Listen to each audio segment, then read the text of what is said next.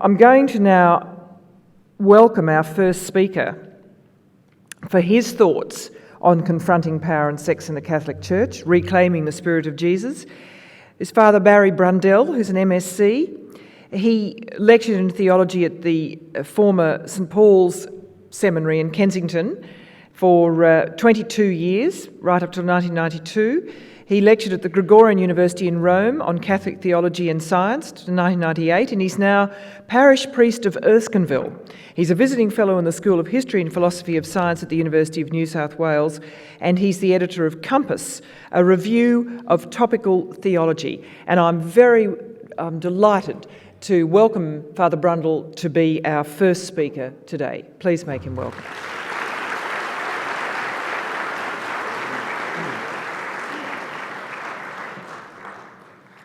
Well, thank you very much, Geraldine, and thank you, everybody, for your welcome. I'm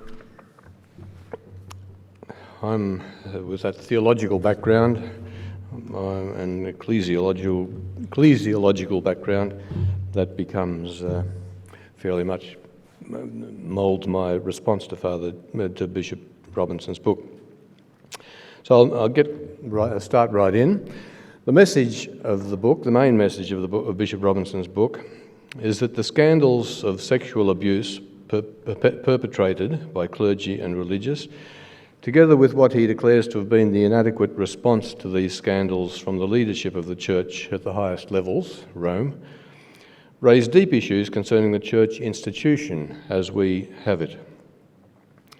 Bishop Robinson sets out to identify these issues and to suggest ways forward according to the subtitle of the book, Reclaiming the Spirit of Jesus. Now, there's much that I admire, indeed enjoy, in his book, and the reason why I'm here today is that people saw something I wrote in Compass. There are freebies of that out there, and I'll be promoting that, in which I list at considerable length the things that I find that I enjoy in the book, that I totally agree with.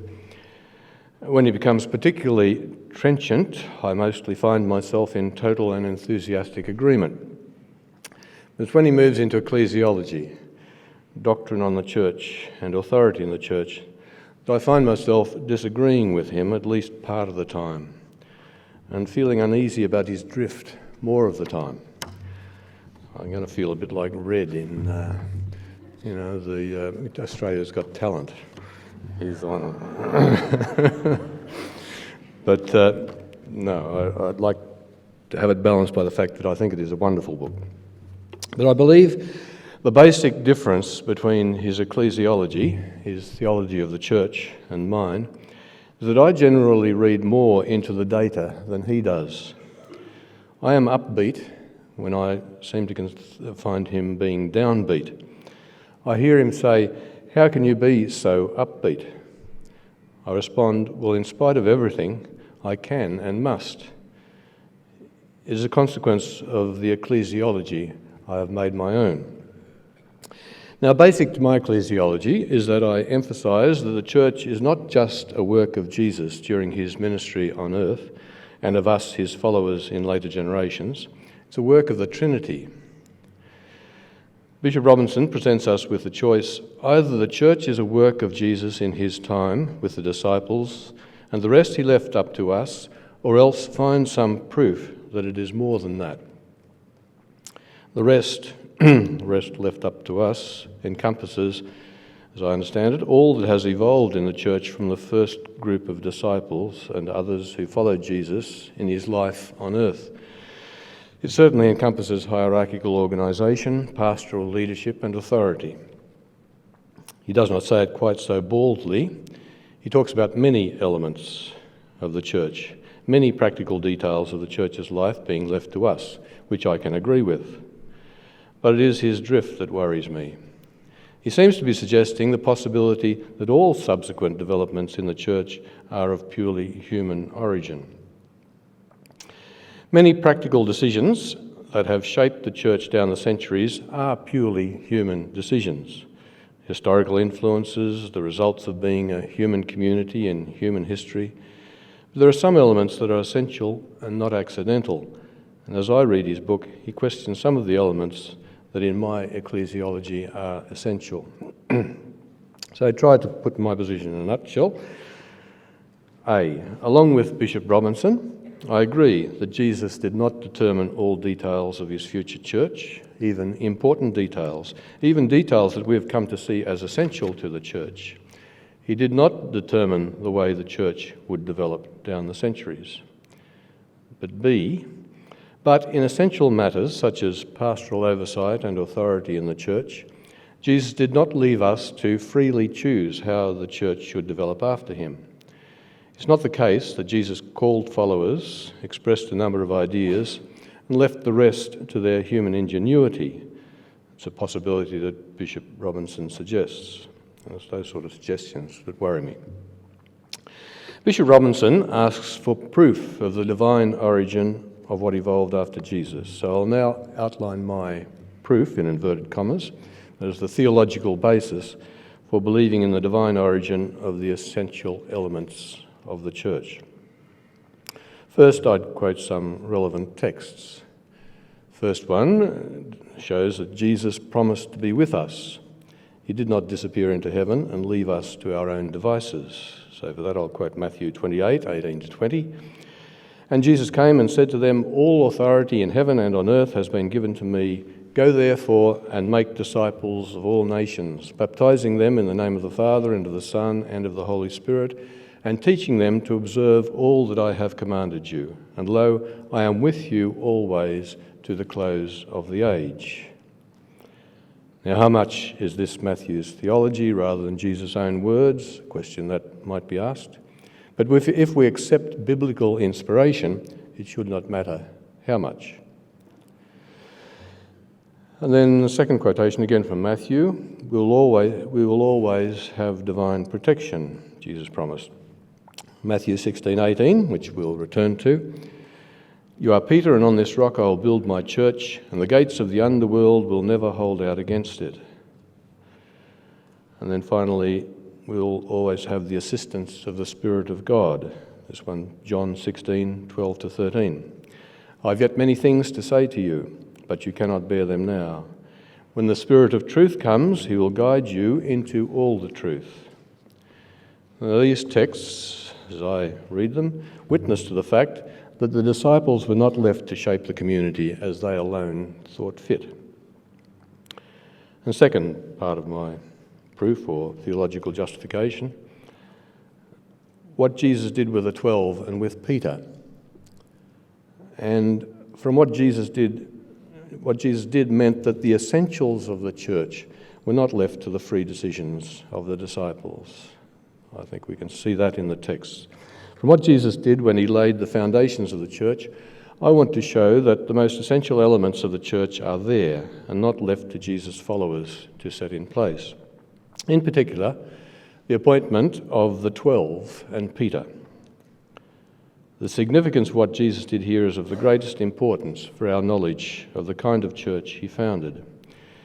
I'm in disagreement with Bishop Robinson's assessment of the significance of the 12. On page 100 he writes, "The 12 were clearly destined to be in some manner a basis of the future community. But from the scanty evidence in the Gospels, it is not possible to build too large an edifice concerning their later role in the Christian community." Now, I say we need to look at both the Gospels and the Acts of the Apostles, and I do not consider the evidence to be scanty. I consider, first of all, the lists of the names of the 12 very significant, with their groupings into 3 lots of 4, Peter always first, one named, and within the 3 lots of 4, the grouping is usually the same numbers. That's both in the Synoptic Gospels and in Acts. The conclusion of this is that this was part of the traditional primitive catechesis. Anyone, a neophyte or someone wanting to join the community, they had to learn the list of the 12 names and be able to repeat them back, sort of catechetical fashion. I place importance also on the symbolism of the 12. The 12 chosen disciples correspond to the 12 tribes of Israel, the old people of God. Now, this may be read as simply that they were to go to the 12 tribes of Israel, that is, their mission was to the whole Old Testament people. But it's legitimate to read more into it. The 12 represent the new people of God, new Israel, just as the 12 standing stones back in Exodus, I'll read the passage if I've got time, just the 12 standing stones represented the Old Testament people of God when Moses and the people entered into the Old Testament covenant. And Moses sealed it by sprinkling the blood of the sacrifice on the altar, God, and on the 12 stones representing the 12 tribes. The passage, if I quickly get to it, Exodus 24, 3-8.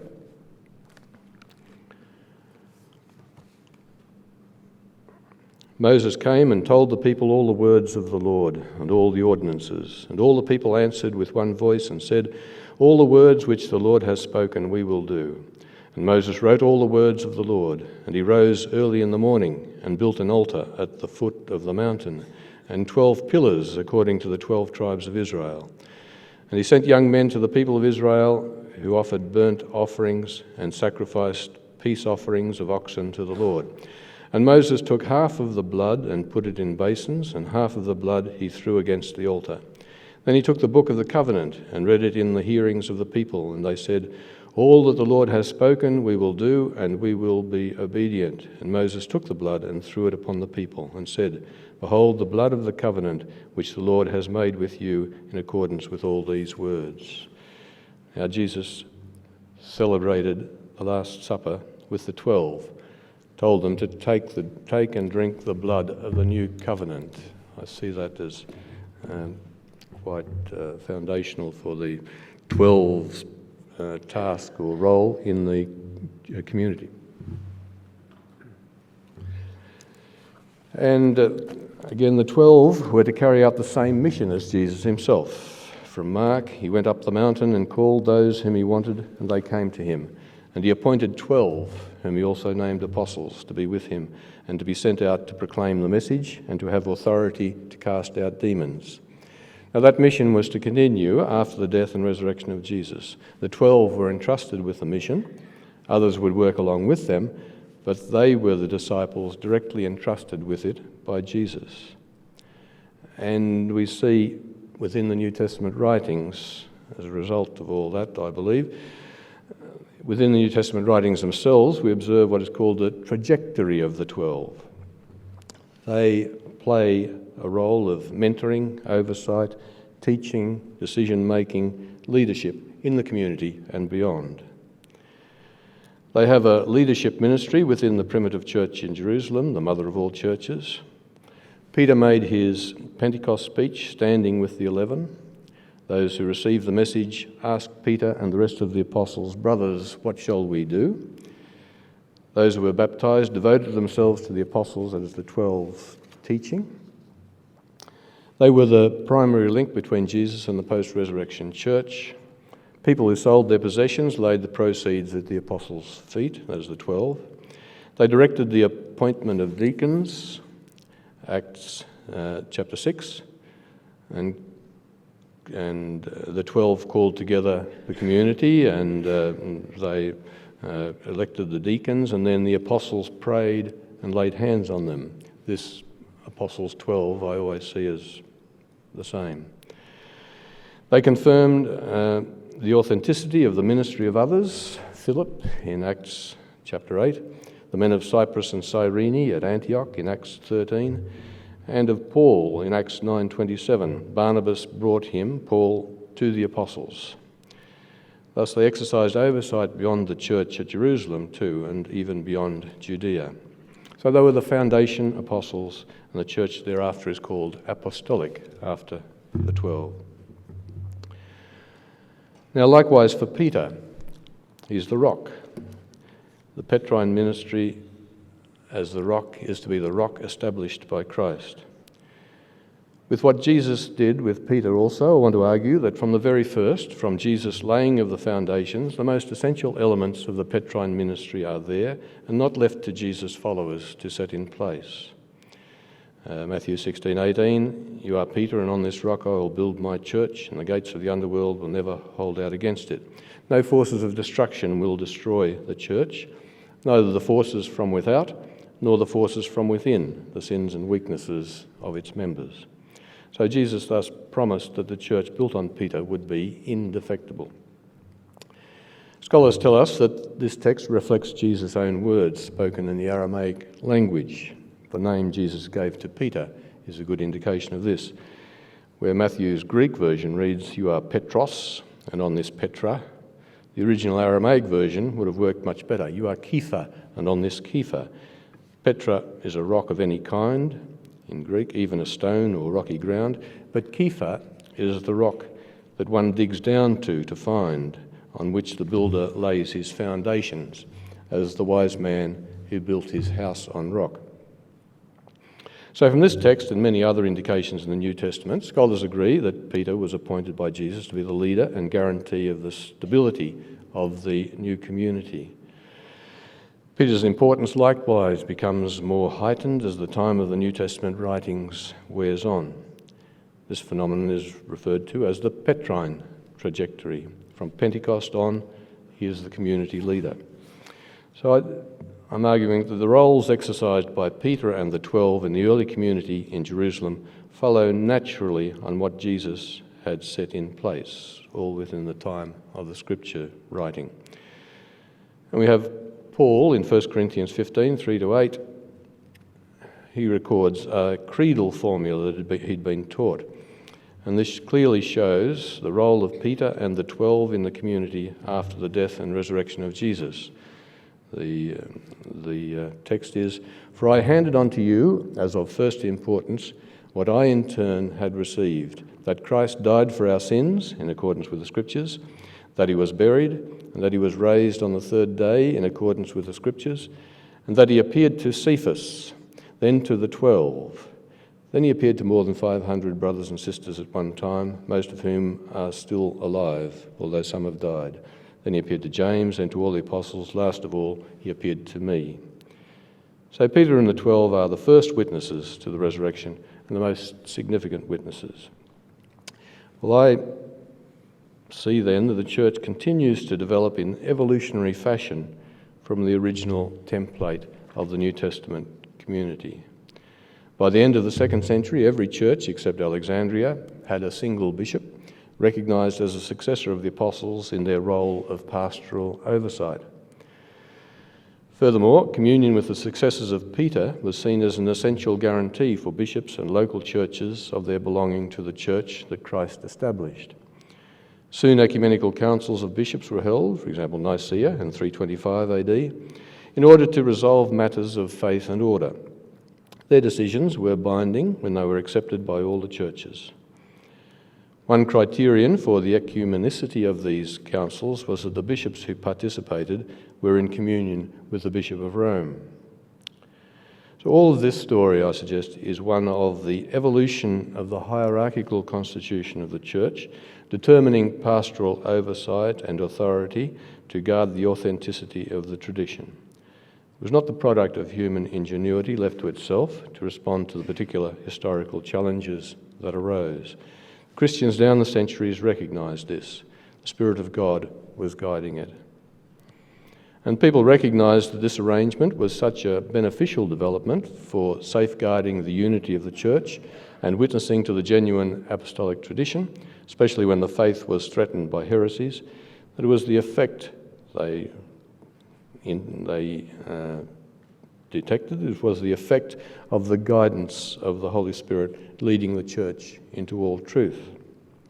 So in response to Bishop Robinson's challenge to provide proof of the divine origin of what evolved after Jesus, I point to what Jesus did, the foundations he laid, how what Jesus laid down evolved in the early community during the time that the Scriptures were being written, the trajectory of the 12 and of Peter, and the further evolution that took place in the following centuries, together with the community's discernment of the Spirit of God leading the Church.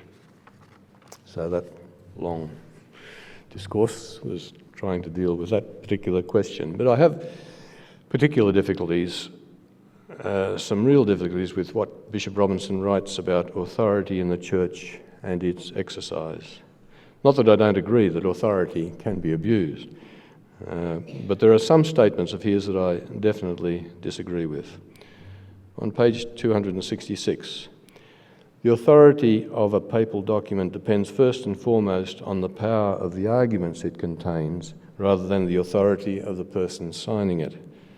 That's one I do not agree with, not in my ecclesiology. It's not according to our experience either, I suggest. For instance, when the Pope issues a new encyclical, we want to read it because it comes from the Pope, a teacher with authority for us. The authority of the papal document does depend on the authority of the person signing it. We respond with special receptivity because it is the Pope who writes to us, and when something as important as an encyclical comes, we read it with what is called religious submission of mind and will. Of course, we know the limits of the binding character of such documents. We're not asked to believe everything that popes, councils, and bishops declare. There are degrees of authoritativeness pertaining to utterances of persons who have teaching authority in the church, and corresponding degrees of requirement on us to accept them. We're speaking here of the magisterium, that formidable word, the teaching authority in the church. The statement that the authority of a document depends on the power of the arguments rather than the authority of the person signing it seems to underlie his questioning of papal infallibility, so I move now to that. Bishop Robinson has queries about the definition of papal infallibility in the First Vatican Council, 1870. He refers to many aspects of that point in history that seemingly impelled the Council to take the path of defining papal infallibility. Bishop Robinson complains that the arguments in Pastor Aeternus, the document in which the doctrine was formulated, do not satisfy as a proof of the doctrine of infallibility. Well, I don't see either the historical context or the lack of cogent arguments in Pastor Aeternus as being particularly relevant. As for the historical context, the Church always lives and teaches in some historical context, and the Spirit, thank goodness, can always work through that. That the arguments for infallibility of the Pope offered in the document are not cogent is not significant for me either. Would have been nice if they had been more cogent, but since the arguments aren't claimed to be infallible, only the solemn definition which is recorded in one paragraph. And for that definition we have the safeguard of the providential oversight of the Holy Spirit. The successor of Peter could never solemnly and definitively, ex cathedra, impose an error in faith to be believed by the entire Church. The Holy Spirit would not allow it. The Pope cannot lead the Church astray in such a fashion. This is what indefectibility means. Then doctrinal pronouncements and their uses. Bishop Robinson is more concerned with formulations of doctrine generally, not just papal definitions. Bishop Robinson describes elegantly what he calls the prison of the past. In chapter 12, he makes a strong case for the reality of the prison of the past, which is described as a culture that makes church representatives, priests included, feel a need to be right at all times and on all matters. This is clearly a culture that perpetuates the over-clericalisation of the Church that was in principle rejected in Vatican II. In the post-Vatican II Church, all, clergy included, are required to be more accountable to the church community. But Bishop Robinson links the prison of the past with doctrines, and here I part company with him. A lot of powerful language surrounds doctrines. They are dogmas, definitions of doctrines solemnly promulgated to the whole church to be believed as of the faith, essential to the integrity of the faith, essential to the correct communication of the gospel, and irreformable. Most importantly for me, though, dogmas are signposts. Their primary function is not the communication of information, of new truth, but of setting up markers from which we are able to take our bearings as we seek to explore the riches of the mysteries of the faith. They're springboards, not last words, but first words. They can never be contradicted by new enunciations of the mysteries. That's what irreformable means. But they intend to indicate a direction along which we can appropriately explore the deposit of faith. So I find them liberating, not imprisoning. We don't have to waste time following up a particular line of thought when we have a doctrine or a dogma or a statement with authority that's the wrong direction. So in Bishop Robinson's argument, they become part of the structure of the prison of the past. They become the bars of the prison, we might say. So in response to that, as with all institutions, the Church is continually prone to rigidity, to becoming frozen in the past. The prison of the past, I agree, is very real and causes untold harm in the Church and to the Church's mission. But I claim that it is a psychological, sociological and cultural prison, not a doctrinal one. It will not be doctrinal if we know that we need to sit loosely, intellectually speaking, with the symbols of the faith. Bishop Robinson's book helps us to identify, to name a number of the continuing negative influences from our Church's past. For me, I consider it's unfortunate that he ventured more deeply into doctrinal questions than he needed to in order to support his case. The Church Christ established remains an all-too-human reality, but it is a divine reality as well, after the nature of a sacrament, as is put in the document on the Church, Lumen Gentium, Vatican II. The Church is the fundamental sacrament for Karl Rahner. Because God, the Father, Son and Holy Spirit are intimately involved in the being and life of the Church, and because of the divine purpose in establishing the Church to be an instrument to continue Christ's work of redemption, we believe in a Church that will endure to the end of time. This is our faith. This is the Church we believe in. The belief that the Church is hierarchically structured, as Catholics maintain, and that it is endowed with a magisterium, or teachers with authority, is the fruit of discernment of the action of the Spirit in the life of the Church from the earliest times. Thank you.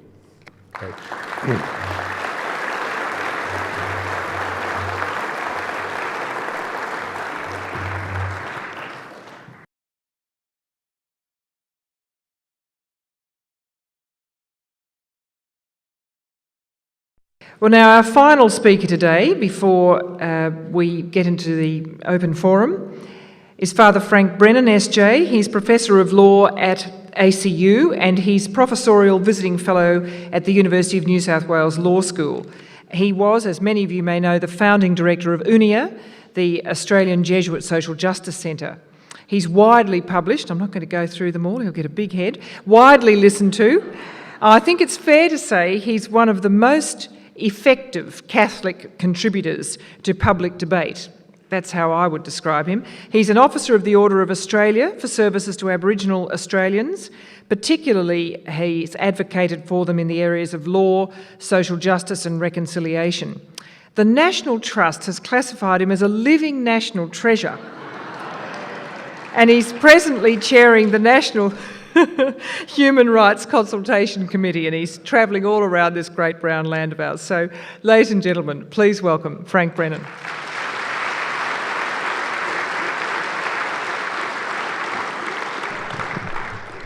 And she's a living national treasure too.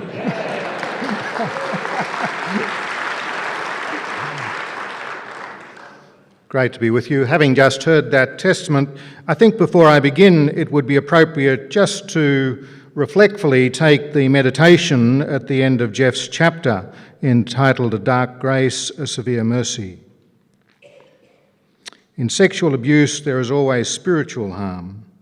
The abuse always harms the person's sense of wholeness and connectedness, and hence the person's sense of meaning and identity. Spiritual healing means helping a person to be whole again and to find a new world of meaning, a new set of satisfying answers to the basic questions of life. And this means a new set of persons, objects, activities, and ideas that can be loved. In all its horror, sexual abuse can actually become the catalyst that produces a better church, the only force in the church powerful enough to bring about necessary change. If we are willing, it can be for us a dark grace, a severe mercy. Well, I think we heard that expressed in what was read out by Geraldine. Well, to come to my observations this afternoon. As you'd appreciate, it's always an honour to be able to speak at the afternoon session at a Saturday conference. In fact, I'm coming to the conclusion that's the job of Jesuits in the Catholic Church. So, coming to the task, I took up last night the second volume that's just been published of Hans Kung's autobiography, entitled Disputed Truth. He reveals in that book the letter which Pope Benedict wrote to him when Kung had asked for a meeting, once Benedict had become Pope. This is what Benedict wrote to Kung. And if ever there were two arch-intellectual rivals in the theological realm of the Catholic Church of the 20th century, they're Benedict and Kung. Benedict to Kung on the 15th of June 2005. I am especially grateful to you for emphasising what we have continued to have in common and the mutual human respect despite all the controversies, which must always remain a matter of course for Christians. Of course, I am prepared to have a conversation with you. To me, the two stark observations there by Benedict are the two phrases surrounded by those simple words, of course. That there must always be controversies amongst us as Christians, of course. It's not all going to be resolved to anyone's intellectual satisfaction, and we have to be able to live with the gifts of the Spirit despite our intellectual differences, whatever the theological argument of the moment. And second, in terms of process, the first being about content, but in terms of process, of course I am prepared to have a conversation with you. And let's face it, the reason so many of us have turned up here today in the Salvation Army Hall is that that has not been taken to be self-evident in our church, that of course we will be prepared to have a conversation together. But we come in hope that this is the beginning or the next step in such a conversation. We come with a commitment to dialogue. Let me be personal and anecdotal for a couple of minutes. A great moment of liberation, as I later realised for me in my life in the Australian Church, came in early July last year at 7:40 a.m. on Radio National. His Eminence, Cardinal Pell, was being asked about the views that had been expressed by Father Brannan about the proposed World Youth Day law. He replied that these views were, he was tempted to say, typically unhelpful, and though usually Father Brannan would show a sense of due proportion, on this occasion he thought it was a complete beat-up. Now, for a moment or two, as you could understand, I was rather upset. But then I thought this is an opportunity for dialogue. And so I wrote at length to His Eminence, simply explaining what I'd been up to in the last couple of weeks. You see, what had happened was that the New South Wales government had passed a law which any lawyer would say was unacceptable. A law which said it was an offence to annoy a pilgrim in all sorts of public places, including Hyde Park, Sydney University and railway stations. The Sydney Morning Herald sought my opinion. Now, as some can attest, Geraldine being one, and many would say that Frank Brannan is a bit of a media tart. But I thought, this is not the occasion for giving an off-the-cuff interview to the Sydney Morning Herald, given its approach on World Youth Day. But indeed, I made a study of the proposed law, and I formed the view that it was a very bad law. I formed the view it was very unworkable, but I also formed the view that this law was inconsistent with the spirit of Catholic social teaching on human rights. and I thought this is a moment for public catechesis. So I issued a brief statement, which I gave to the newspapers, quoting at some length Pope John XXIII's encyclical Pacem in Terris about Catholic social teaching on human rights and how this proposed law was inconsistent.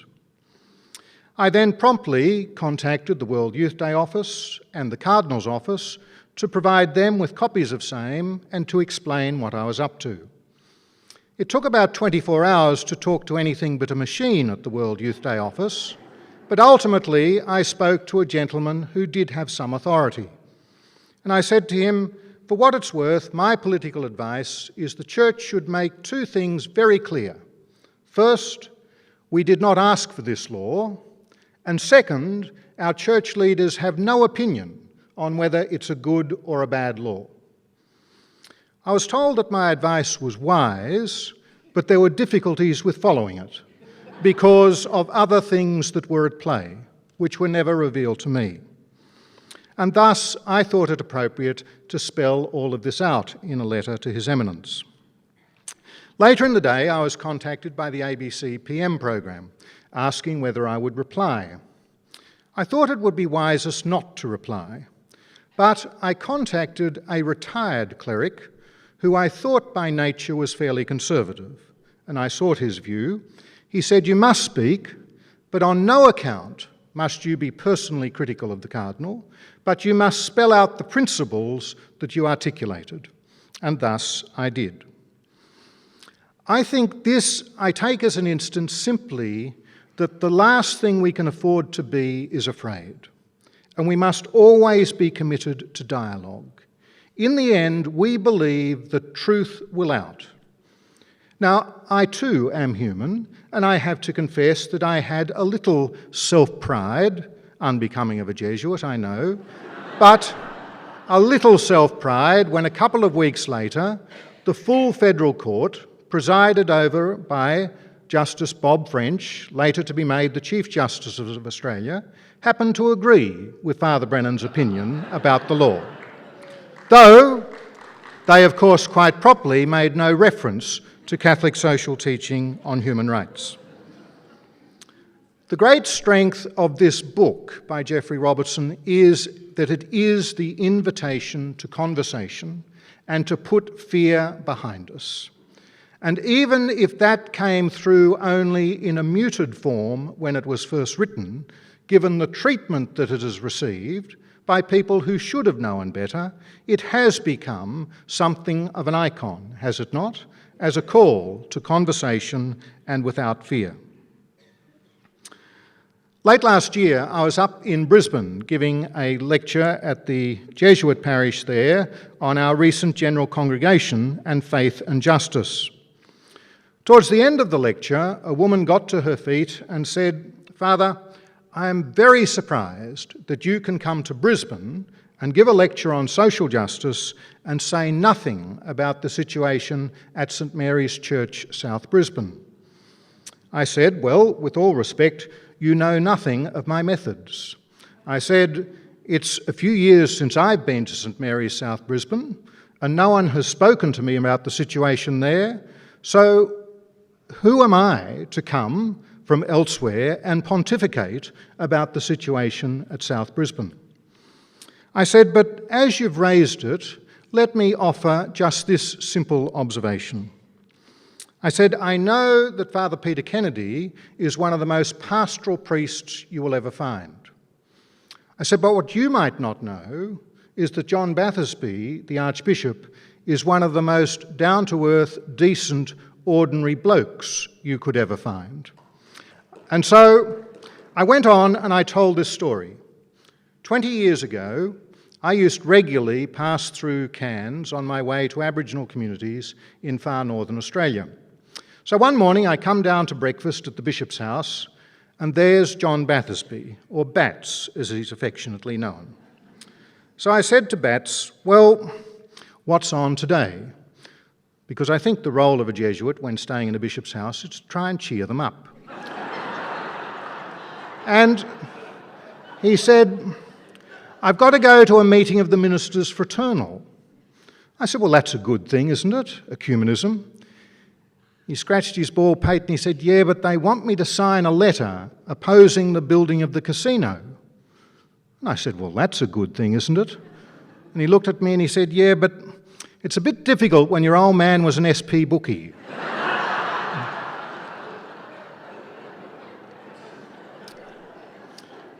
When we are wrestling with these issues and creating conversation and getting beyond fear, there is no substitute for knowing each other. And that, I think, is what's been missing in a lot of this dialogue. It was entertaining for me this morning to hear Barry Brundell, if I may say, because I haven't heard Barry give a talk for a very long time. And I was a little surprised. I thought, well, his ecclesiology is probably a little more conservative than mine, but that's all right. What was amusing for me, though, was this. I first knew Barry, as I was reminding him this morning, back in 1968-69. I was a very impressionable boy in a boarding school in country Toowoomba. Now, in that school, we had a number of characters, missionaries of the Sacred Heart. As I've reminded another of them since, the most authoritarian of them in the dining room was a gentleman by the name of Paul Collins. Now, it was necessary for 400 boys to be brought into the dining room at one time, and thus it was required that we remain on silence until the priest uttered the words Deo Gratias.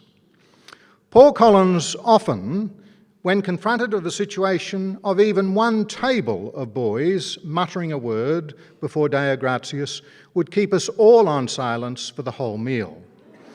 Now, of course, he's changed his dispensation and his outlook on these things very substantially. Barry turned up smoking a pipe mid-term. He'd been banished to Toowoomba because he'd dared to speak out about Humane Vitae. And so what we have is a situation where we are in a position to put a human face on individuals who have walked a journey, who have reflected in the light of experience, and we respect their reflections, their theological reflections, as they come to see the way forward for us to be church. And so when we come to Geoffrey Robinson, we know we are confronted with one of the Australian bishops who is highly intelligent. Now, this is no disrespect to other bishops, but there would be other bishops who would have greater gifts. But it is undoubtedly true that one of the more theologically literate and intelligent bishops in the Australian Bishops' Conference in recent years was Geoffrey Robinson.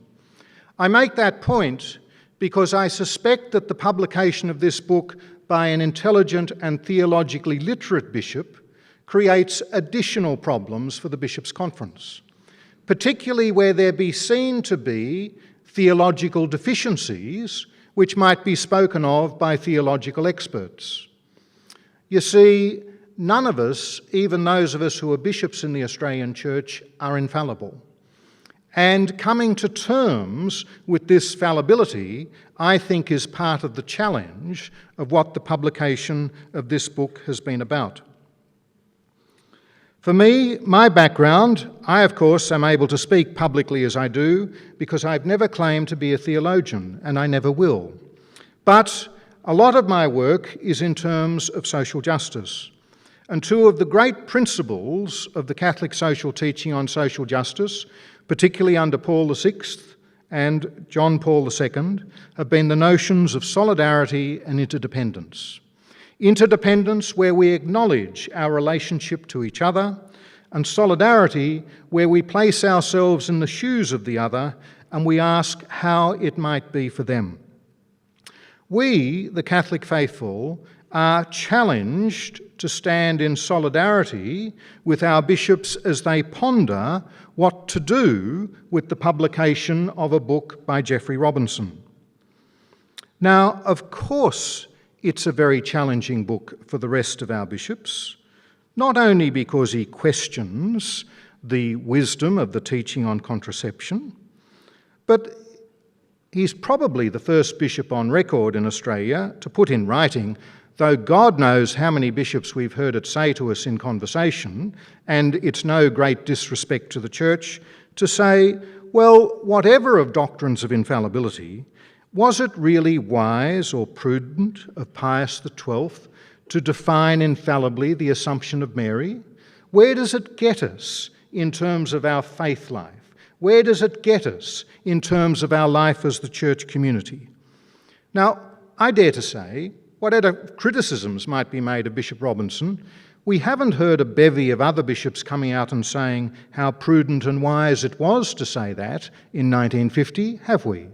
And we don't often hear it repeated that this is absolutely central to our faith, do we?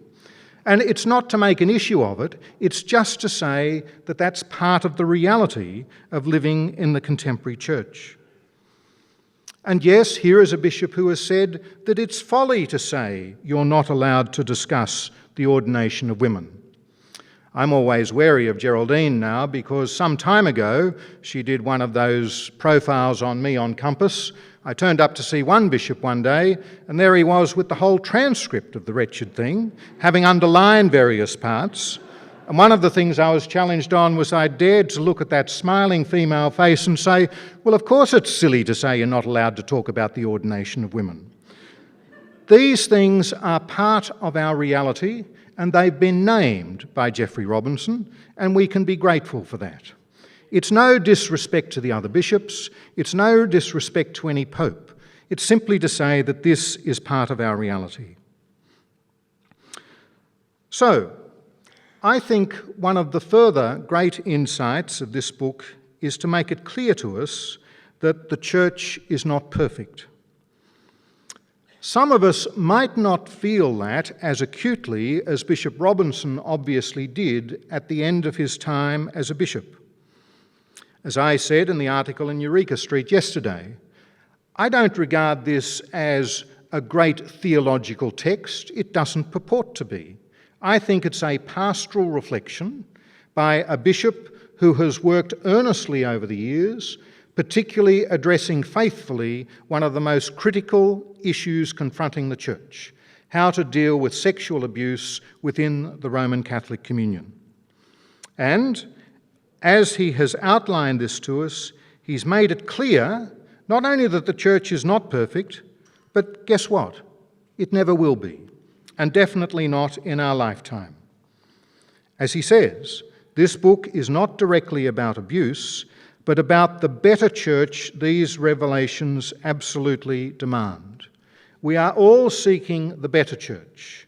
If any of ourselves want to delude ourselves that we're about to find the ideal church, then of course we're going to be frustrated, and of course we're going to be angry, and we're going to start to say that people who gather in Salvation Army halls are somehow outside the church. No, we're all very much within what is an imperfect institution, and we are working to make it the place where we would hope to find the privileged action of the Spirit. One of the refreshing things for me in Geoffrey's dealing with the description of the church, he does it a little obliquely at page 74 when he speaks about the Anglican communion. And he says that within the Anglican communion you find really three different emphases: the evangelical, the Catholic and the liberal. Well, I dare to say that we find exactly those influences in the Roman Catholic Church, and there is nothing wrong with that.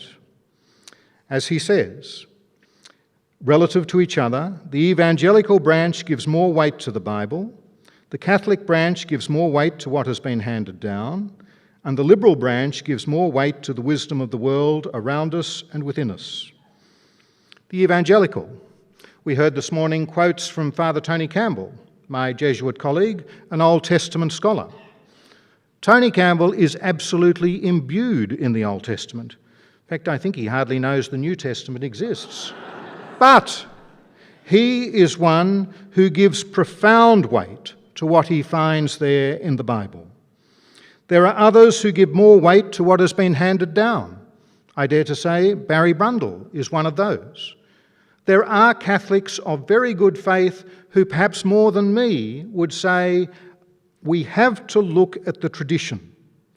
And then there's the liberal branch, which gives more weight to the wisdom of the world around us and within us.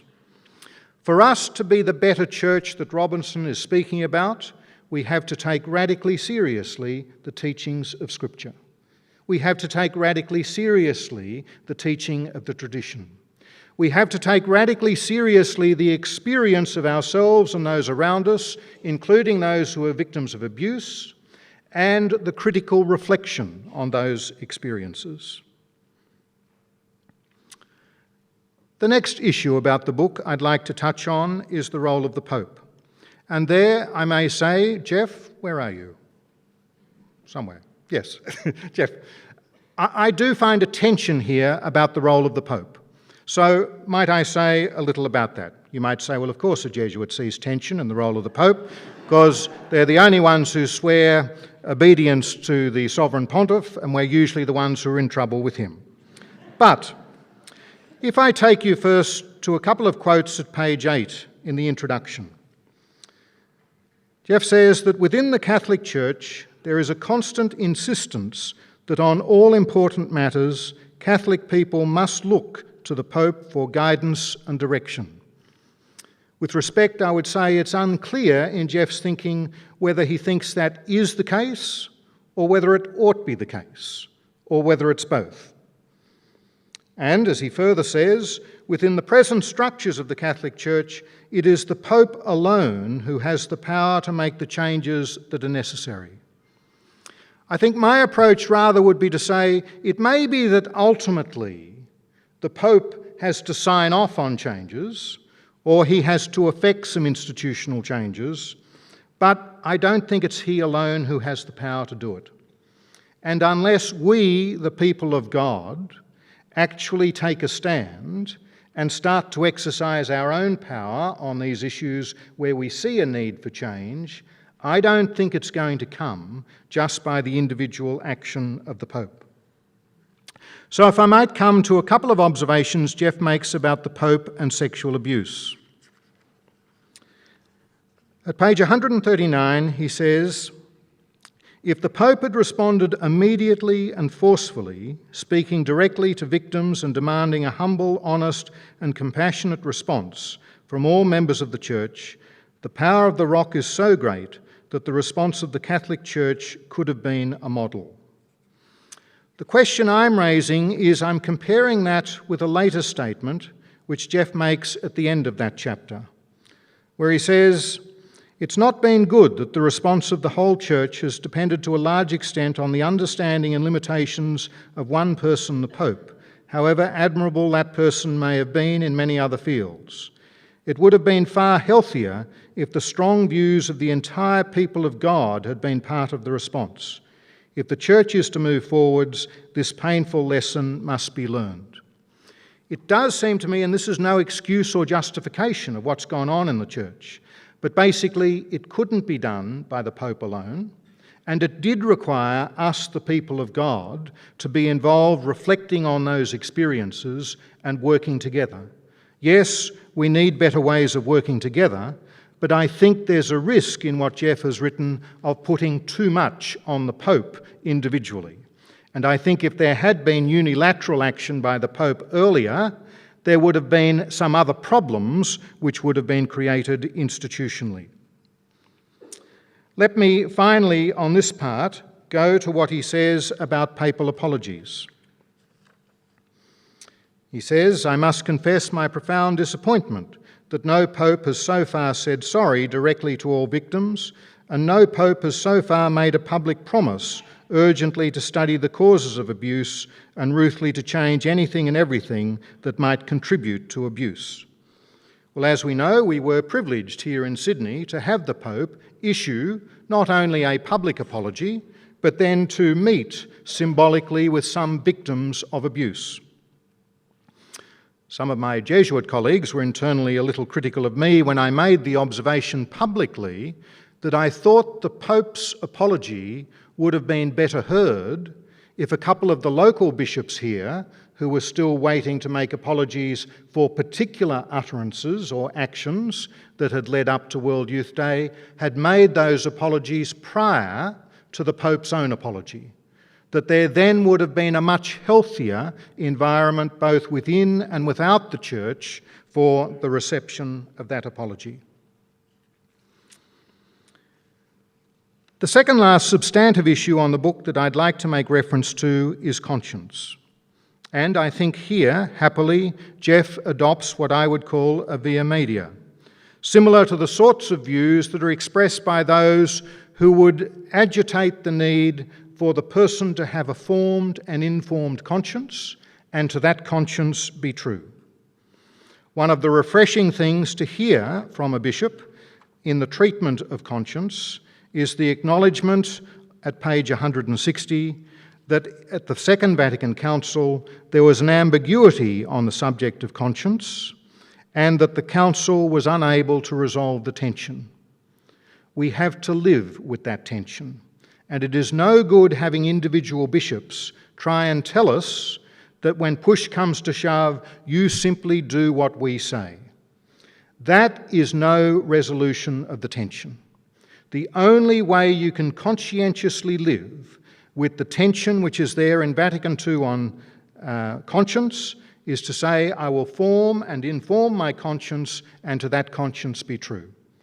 And as Geoff rightly says, this is not some slick formula for saying you simply do what you like. We know that each of us is shaped and formed by our individual actions. Without going into any depth on it, those of you who saw the program the other night on Marcus Einfeld on Four Corners, you see there an individual. He didn't come to commit the mammoth lie simply there and then. A character had been shaped over time. It's not to engage in moral judgment about that now, and I wish the media would leave him alone. But the idea that somehow our character is not shaped by conscientious decision is a delusion. And one of the strengths of the Catholic tradition has been to say that it is a painstaking task to inform that conscience, and to that conscience be true. And I think one of the delightful things that Geoff gives us in that chapter is the acknowledgement that what's really needed is a different view of God. It's when we move from seeing God as the emperor to God as the loving God, the God who loves us unconditionally, but also wants to see us grow, and so is not afraid to challenge us to see where true growth lies. That's where the real development occurs for us as individuals and as church. So, the last observation I'd like to make on the book is about fear. Geoff has proposed that the church has placed itself in a prison of not being able to be wrong. The challenge to us is to transcend and to break down the walls of that prison, to see that we are open in freedom to Scripture, to tradition, to experience, and reflections on that experience. One of the saddest things in this book was to read the word of thanks. It says much about the need for change, that in the atmosphere that prevails within the church, I would be creating difficulties for them if I gave their names. They know who I mean, and to each one of them I offer my sincere thanks for their comments and support. No disrespect to the women theologians who said they couldn't be here. If there is to be true change in our church, the women theologians have to be here. We have to transcend the fear and to have the confidence that truth and the great gifts of the Spirit, love, joy, faith, and hope, will see us through. And so it's in that context I'd like to conclude with the meditation that Geoff writes on the chapter, A Government in Which All Participate. I will be your God, and you shall be my people. This idea, expressed time and again in the Scriptures, expresses the essence of the covenant, the great bond that united God and the people of Israel. No people, however, can live its life with only a vast idea to guide it. People demand concrete expressions of the larger idea. homely, down-to-earth things with which they can identify. So the covenant was made concrete in priest, prophet, king, law, and land. It is unfortunately all too possible to accept the beautiful ideas but reject all proposals for their concrete expression. And yet a denial of imperfect and contingent expressions quickly becomes a denial of the beautiful ideas themselves. And as I say, the key to this is trusting, respectful dialogue and conversation despite difference, and in that way we will transcend those differences. Let's recall again what Benedict wrote to Hans Kung. I am especially grateful to you for emphasising what we have continued to have in common and the mutual human respect despite all the controversies, which must always remain a matter of course for Christians. Of course, I am prepared to have a conversation with you. So let's continue that conversation. Thank you.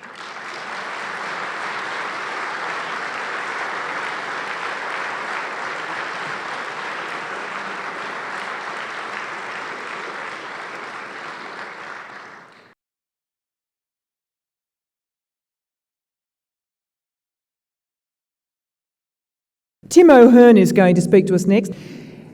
Tim is one of the really good, consistent, broad contributors, in my view, to the Sydney's Catholic community. He's certainly been a great servant of Catalyst for Renewal. He recently retired from his position of Dean of Students and Director of Ministry at the Australian Catholic University.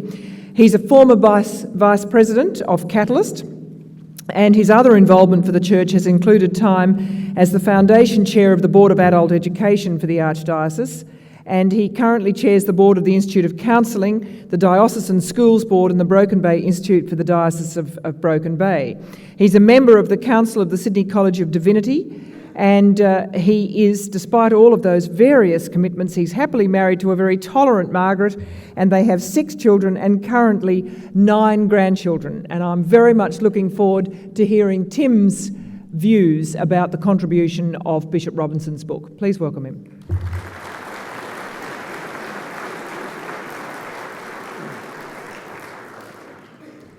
I pay my respects to the original inhabitants of this land and give thanks to God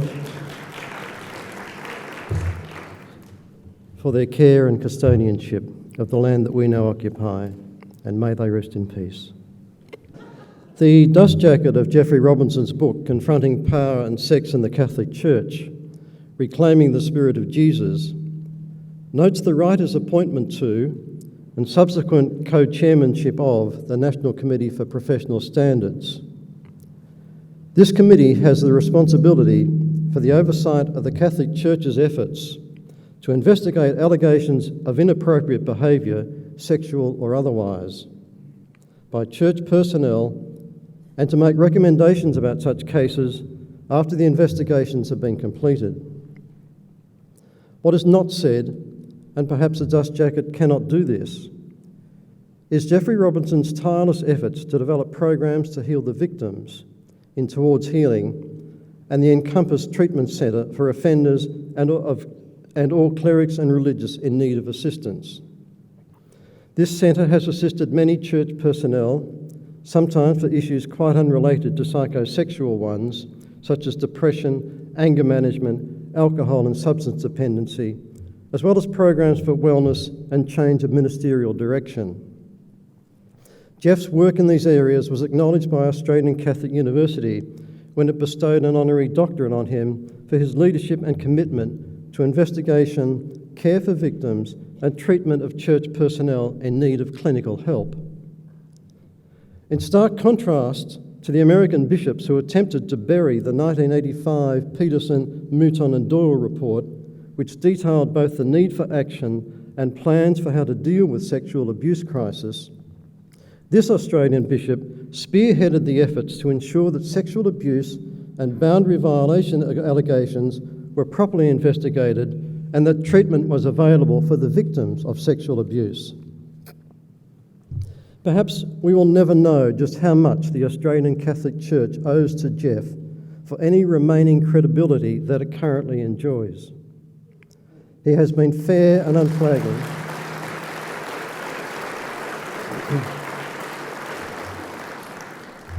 He has been fair and unflagging in his determination to ensure that the Church face up to the worst scandal possible: betrayal of trust, abuse of power, silence, cover-up, and concern for the perpetrator rather than the victim and their families. A book on sexual abuse in the Catholic Church could have been a bestseller.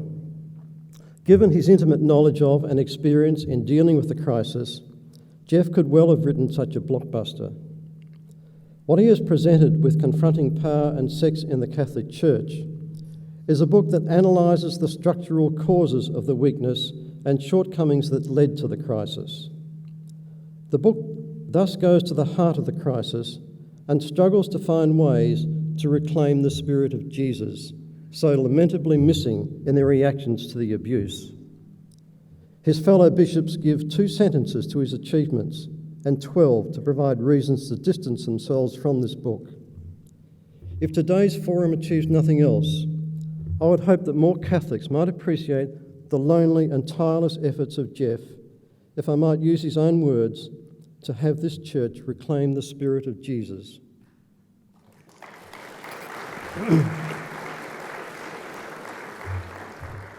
The text of today's forum requests a conversation, and I quote, "I believe that it is vitally important that an intelligent conversation take place." This is borne out by the placatory use of the term confronting in the book's title. It carries the tone of facing up to and dealing with something rather than the aggressive and abrasive use of the term. The context of this need for a conversation is the expression of doubts the writer has about his and any culture, individual or religion, having all the answers to a modification of teaching or ethic. He discerns great difficulty in finding a middle ground between anything goes on the one hand and nothing goes on the other. The book challenges both of these extreme positions and states that an intelligent conversation is the best way ahead. These words of the text also reveal the approach that I will take in addressing the content of the book under discussion. And I will do this in the spirit of Catalyst for Renewal, that is, in the spirit of conversation. Conversation is the byline of Catalyst, and both the term and the practice carry the hope for participants wanting to learn from the other and are being prepared to modify one. And I quote, "In a conversation, the participants are not engaged in an inquiry or a debate. There is no truth to be discovered, no proposition to be proved, no conclusion sought. They are not concerned to inform, to persuade, or to refute one another. They may differ without disagreeing. Of course, a conversation may have passages of argument, and a speaker is not forbidden to be demonstrative. But reasoning is not sovereign nor alone. Certainties are shown to be combustible. Conversation is not a contest where the winner gets a prize." End of quote. Conversation in this way carries out the work of Paul's work in Galatians chapter 4, where he says, "Let there be no evil talk come out of your mouths, but only what is useful for building up as there is need, so that your words may give grace to those who hear." Unquote. And so today we are asked to have a conversation about sex and power in the Catholic Church. The text, "Sex and Power in the Catholic Church, Reclaiming the Spirit of Jesus," is in the public domain, and as such the writer no longer has control over it.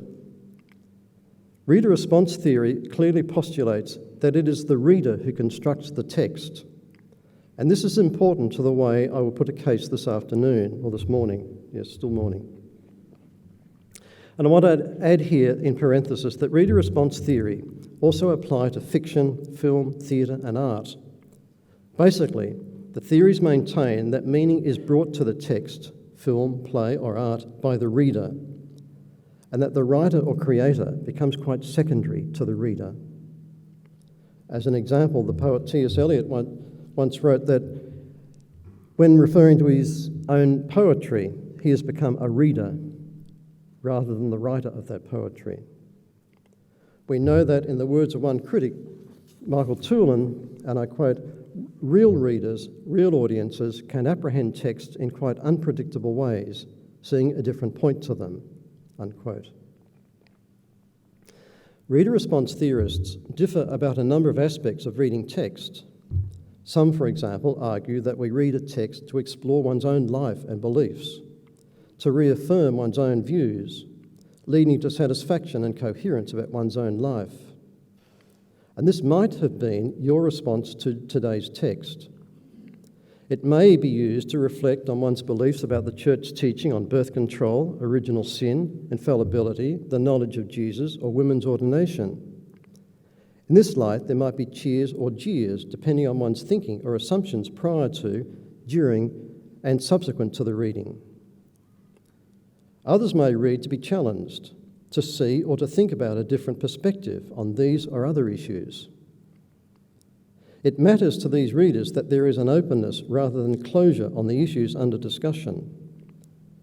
What is significant is this: different readers might agree about what the text actually says.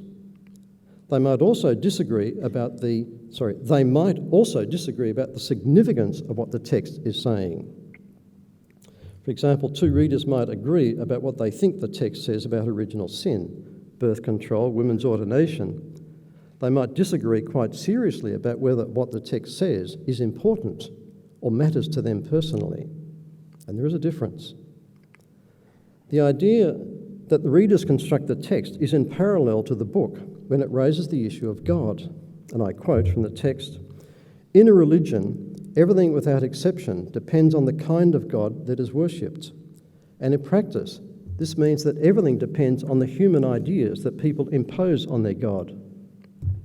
For those who believe in one God, the danger is that, unable to grasp this infinite God, they so impose their own ideas onto the God they believe that they have created their own God within their own mind and worship this God. It is just as easy for Christians to do this as it is for members of any other religion. There is only one God, but an endless variety of human misunderstandings of God." Unquote. A small paragraph, but I believe a fundamental one. What do you believe about God? Do you agree that there is an endless variety of human misunderstandings of God? And is yours one of those misunderstandings? As the text goes on to say, the reader's ideas will differ and will always be inadequate, but there needs to be agreement about healthy ideas about God. Given all this, the fact that Jeff Robinson put his thoughts and doubts into the public domain was brave. To say these things was asking for trouble. Once the words are in print, there is no taking them back. No appearance on television the night following a statement claiming that people misunderstood the context of what was said, the cop-out of politicians and other highly ranked personnel in the public domain. Once in the public domain, the book will be constructed by the reader, as I've said earlier, and there is no controlling the meaning and significance different readers or different groups of readers will attach to this text. Even today, he cannot control the meaning given to the text by we three speakers, not to mention all the other readers, yourselves, present today. Let me summarise the three issues I've dealt with so far. First, Jeff Robinson is very credible when he speaks about sexual abuse, power, and the Spirit of Jesus. Secondly, because readers can differ significantly either about the text's meaning and or its significance, there is a need for a Pauline-type conversation about the meanings that the reader takes from this text. I turn now to what, for this reader, is the core of the text: sex, power, and the Spirit of Jesus within the framework of the Catholic Church. But first, a preliminary word of caution. I ask that you bring to mind the story of the three temptations of Jesus. And I'll be using Luke's account of this story. There are three temptations or allurements put to Jesus: that of security, power, and prestige. I maintain that the Catholic Church has fallen into the trap of all three. Significantly, however, Jesus refused all three temptations. Consider the first, that of security or safety. The sad history of the Church's response to the sexual abuse of young children, adolescents and women is a case of putting the good name of the Church and the perpetrator above care for the victim. The text uses the word manage on page 8 for the way the Church has acted. What often happened was the transfer of the perpetrator to another school or parish without advising the receiving school or parish of the danger of further criminal activity. The victim was ignored or at best told to be a good Catholic and not to say anything that would bring the reputation of the person or the church or the congregation into disrepute. Sadly, there was often the accompanying assistance to the Church's stance provided by loyal Catholic lawyers and police. They too falling prey to the temptation of security and safety. Everything was thought to be secure as no one was in the picture. And in case you think the text is exaggerating the extent of the management of sexual abuse allegations, ask yourselves what you know about the following. How many priests and religious have been found guilty of sexual abuse in this country? Have their crimes been for single or multiple abuse? What have been the financial costs of payment to victims? What have been the court costs of abuse? These are just the tip of many questions that most, if not all, Catholic laity would be unable to answer. In other words, the problem has been managed and the harm to the Church has been minimised. All is secure.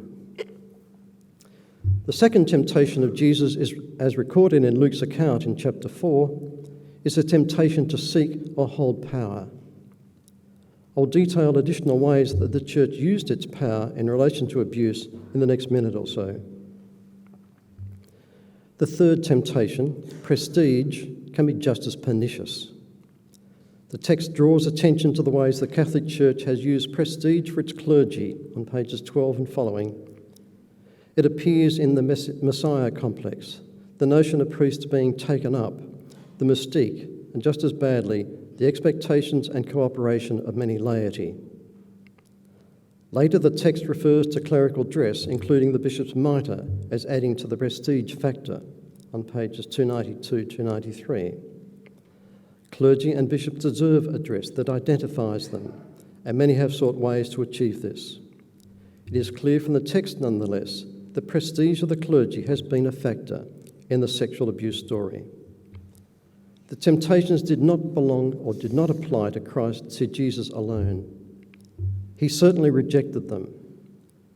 Can we say the same for the Church? As Scripture records, when the devil had finished every test, he departed from him until an opportune time. The opportune time has certainly come and remains. The temptation to security, power, and prestige are our individual and collective temptations to this day. They have not gone away from us, nor from the Church. The Church has succumbed to all three temptations with appalling consequences. I mentioned previously that I would look at the notion of power, keeping in mind the second temptation of Jesus, the allure of power. Jesus rejected the temptation. When we turn to the text, we find that it describes four principal ways that the power is being used by the Catholic Church. First, in its governance structure. Secondly, by silence. Thirdly, by pronouncements. And fourthly, by the way it deals with dissent. In this analysis, I will include a fifth use of power and also comment on the harmful effects of the way the Catholic Church uses its power.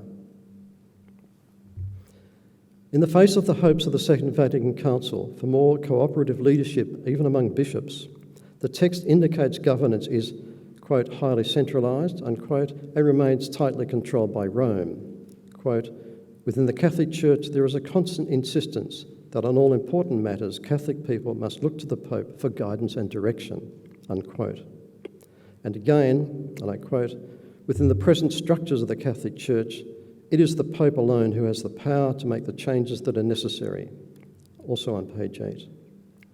The text devotes chapter 13 to what is an implicit critique of the present governance and a hope for an improved involvement of the people in the church. This chapter can be read as an attack on the Pope, the Curia, and the bishops' conferences. It can also be read as a critique by one who has been part of the system, one who has at times suffered from the abuse of the same system, appealing for reform for the good of the church. I prefer the latter reading, especially in the light of the two closing chapters, where there are a number of suggestions for a wider involvement in the governance of the church and an expression of hope for a healthier church, a more responsive to the reflective of all people and its citizens. The critique and the suggestions for improvement are also in a section of the text not criticised in the response to the book by the Australian Catholic Bishops' Conference. Their silence suggests an area for further intelligent conversation. A second aspect of poor governance or structure is clericalism gone wrong. And here I say pace to my colleagues down below, though I thought they were going to be on stage, and the many great priests, friends and otherwise, who are witnesses against this abuse.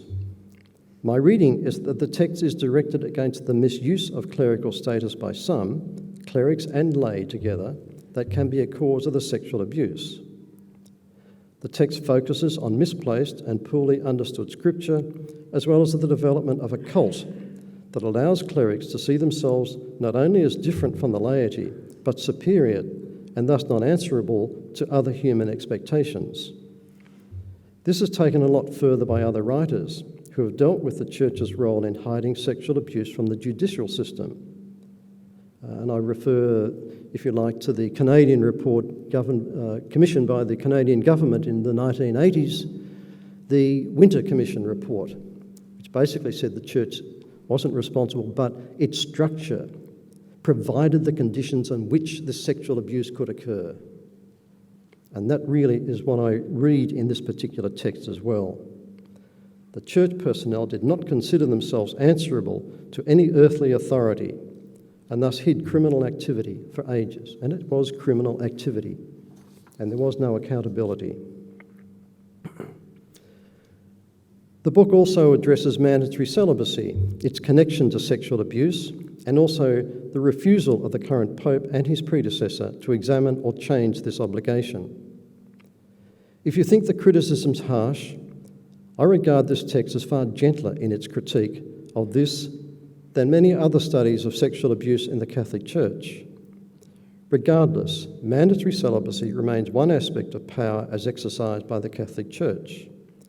The text's comments on ministerial priesthood were criticised by the ACBC, so perhaps that's not an area open for intelligent conversation. The second use of power by the Church is its silence on matters of concern to the faithful.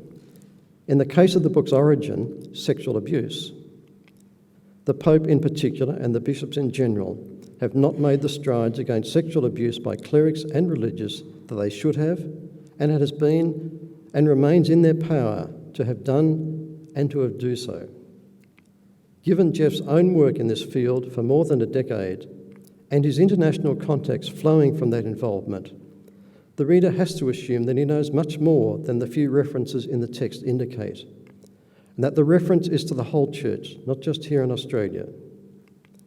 There is ample evidence, particularly from the United States and Canada and Ireland and Germany and Austria, that the Church hierarchy did everything in their power to hide the abusers, to subvert the justice system, and consider its own reputation rather than care for victims and their families. A further aspect of the silence is the inadequate information available as a direct result of the Church's focus on managing the crisis. And I'll return to the need for research later in this paper. The text also deals with the way the Catholic Church makes its pronouncements, the third aspect of the Catholic Church's use of power. There seems to be a blank prohibition on matters that seem blatantly obvious to many lay Catholics. Mandatory celibacy, future clerics do come from the laity, the ordination of women and birth control seem to be three obvious ones. Further, our society progresses through discussion, intellectual argument, freedom of discussion, the right to be wrong, and the right to change. The text also critiques the lack of intellectual rigour behind some of the pronouncements and the consequent deeply held beliefs and teachings of the Church. I have to say I agree with that stance, and at the same time with the fear of creeping infallibility. The ACBC takes exception to the text's treatment of these subjects on the grounds that, quote, people have a right to know clearly what the Catholic Church believes and teaches, unquote. One reading of the text is that there is open disagreement about these beliefs and teaching. Another is that the text merely critiques them and asks questions. The discussion comes into focus in chapter 12. In preparing this paper, I assumed that my two priest colleagues would be qualified to comment with expertise, and I would refrain from comment other than to ask whether one is never free to ask a question on matters of deep significance in one's personal life. The fourth way in which the text reveals that the Catholic Church exercises power is in the way it deals with dissent. Australians will be familiar with Paul Collins' book dealing with the way the Congregation for the Doctrine of the Faith dealt with dissenters, Collins himself included. The book under discussion today includes a brief reference to the treatment the writer received from these same hands. Both these Australian writers have been remarkably polite about their treatment, acknowledging their personal hurt, the slight to their integrity. Yet there is a sense that that's the way the Church exercises its power. The instances mentioned are repeated at the national level as well. I stand here as a fill-in for the women theologians whom Catalyst were unable to persuade to take the public platform to discuss this book. The book identifies that fear is one effect of the Church's use of power. Catalyst might be prepared to identify the reasons these women were reluctant to take a public stance. One is understanding and sympathetic to them. One is also certain that the reluctance is a further instance of the way power operates within the Church. There is also a fifth way in which the Catholic Church uses its power, by inclusion and exclusion. Through its teachings on sin and what constitutes serious sin, for example, the Church is able to indicate who belongs or does not. The language of sin and the ethics of love, justice and purity are dealt with in chapter 9. The language is critical. For example, the use of, quote, intrinsically evil when referring to homosexuality is offensive to many non-sexually active gay people and their parents and the sexually active ones as well. It is well and good to say that the term refers to the act of sexuality rather than the persons. It's certainly not received that way by the community. The intemperate language, I believe, is far from the spirit of Jesus. I mentioned earlier that there are harmful effects of the Church's current use of its power. The immediately obvious one is that there might never be advancement in thinking nor the teaching of the Church. Think, for example, if the Church still taught the Vatican I proposition that, and I quote, if anyone says that the marriage state excels the state of virginity or celibacy, and that it is better and happier to be united in matrimony than to remain in virginity or celibacy, let him be anathema. And it's a product of its time, isn't it? But it's also to say that change does happen. And that is what I think the book is trying to say. Change has got to happen. I would hope that we no longer see these states as in competition. Instead, states of living freely chosen. Or again, the earlier views expressed by many churchmen that the primary function of marriage was the propagation of children, in contrast to the Catechism's current teaching that it is to be, quote, communion and good of the couple and to the generation and education of the children. Teaching on this, on slavery and others have evolved over time. The stifling of conversations on issues prevents development of teaching and understanding of God's hope for the human race. A further unfortunate aspect of the use of power is the lack of trust.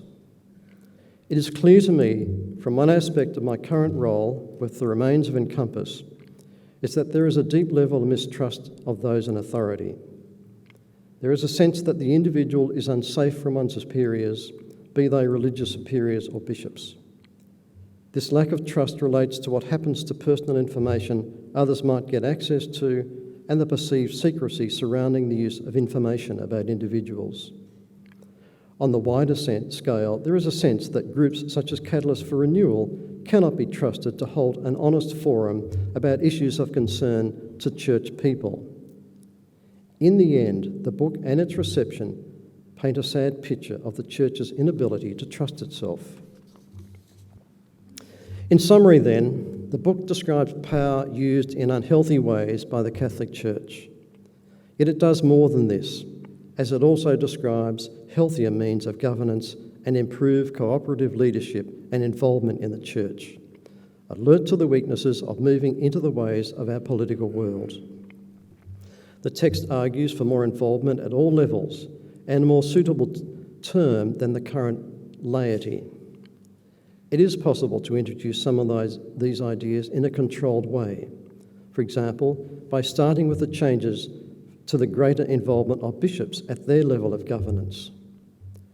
There is a great deal for others to comment on the thoughts presented in the two concluding chapters, and, as already indicated, the ideas were not the subject of criticism by his fellow bishops. It might be possible that they too agree with the suggestions relating to their improved role.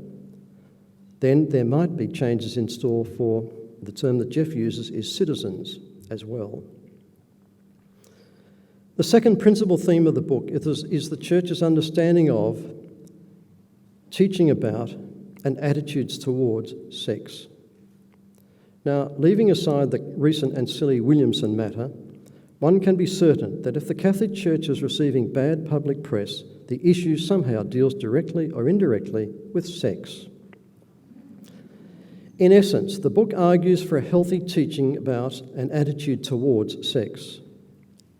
The Second Testament does not provide much evidence about direct moral teaching that is specific to sex, especially matters of prominence in more recent years to Catholic couples, such as birth control, or, in our current society, masturbation, homosexuality, abortion. In relation to birth control, Catholic couples of a certain vintage, and I look around the room and I think we're pretty similar in vintage, might well recall that the most precious household item in those days was a thermometer. A broken or a lost thermometer could lead to an unplanned pregnancy. I say that fortunately, that is less likely to happen these days for young couples. The book argues that cultural factors have had a major influence on the development of teaching. Could one also read an implication here, those current cultural factors, different from the ones that have been influential to this time, might in the future be taken more seriously than at present? As I was preparing this talk, I used a question in the discussion of the Catholic need for teaching of healthy sexuality. The interesting thing, and perhaps it's little more than an aside, is that the text itself uses a great many questions in chapter 9 and 10. I found this fascinating. If you look at the chapter 10, for example, especially pages 206 to 210, the text is primarily questions. There are very few direct statements in those 4 pages. You may have not noticed that in your own reading. I did. What I noticed is that in these pages there are something like 9 statements and over 30 questions. When you read the text, did you read the questions as statements framed as questions, or as questions requiring an answer not presupposed by the text? While I consider that the text does come to an answer about healthy sexuality, it is also interesting how problematic this whole topic is for so many Catholics, perhaps the more so for those of more senior years than our younger Catholics. The healthy sex teaching proposed is that it be based on the central teaching of Jesus, to love one's neighbour as oneself. The text translates this in the exercise of the values of justice, love, and goodness.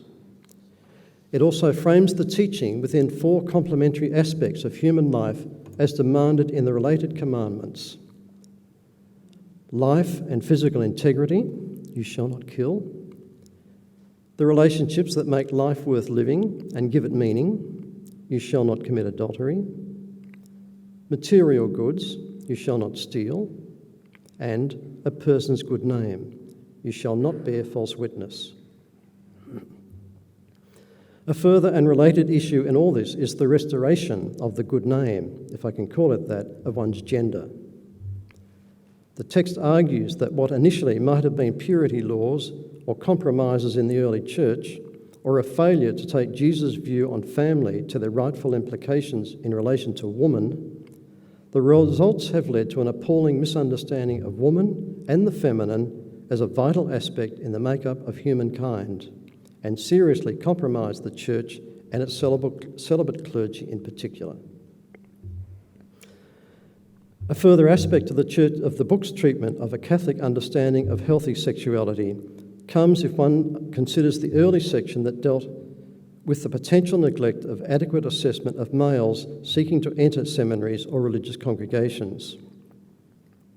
The argument was that males need to accept their feminine to ensure a balanced capacity for interior reflection, an ability to relate with intimacy in a healthy way, and an avoidance of seeing work as one's self-identification. Need I add that these words apply to all males, myself included, but for today the focus is on those professing a celibate clerical or religious life. The potential for a distorted spiritual development can come about from a spirituality based on self-denial, self-abasement, and rejection of the world and women. It is quite possible that this in turn leads to an unhealthy concept of God, a God this book states as loving, forgiving, and merciful. Against this, it is pleasing to read the 2008 document from the Congregation for Catholic Education entitled "The Use of Psychology in the Admission and Formation of Candidates for the Priesthood." This document specifically addresses the need for involvement of psychology to assist the bishop to be able to have moral certainty of an ordinand's physical and psychic health. The document indicates that there is a need to have proven affective maturity and freedom from a mental disorder. The document lists qualities that are essential for ordinands, and they include, but not exclusively, the following human qualities. 6 of them. Positive and stable sense of one's masculine identity. Second, capacity to form relations in a mature way with individuals and groups of people. 3, a solid sense of belonging. 4, the freedom to be enthused by great ideals. 5, the courage to take decisions and stay with them. And 6, a knowledge of oneself, of one's talents and limitations. There is more, but one has to congratulate the congregation for the inclusion of psychologists in the initial assessment and ongoing formation of candidates for ordination. There are positive signs in this document that the Church has agreed that character is a significant factor for a person's lifelong commitment to celibacy. Perhaps the next step is to make the psychological testing compulsory prior to and during the time of candidacy. It is time to turn to the subtitle of the book and what many would consider to be the central theme of the book, Reclaiming the Spirit of Jesus. In my reading of the text, there can be no doubt that the Spirit of Jesus has been absent from the actions of many, and that succumbing to the 3 temptations that Jesus rejected, the Catholic Church has to make every effort to reclaim his Spirit. It is here I would mention the work of Anthony Campbell, the New Zealand Jesuit. He maintains in one of his books, God First Loved Us, that there are 2 major wonders of God's intervention in human affairs, the Incarnation and the Redemption.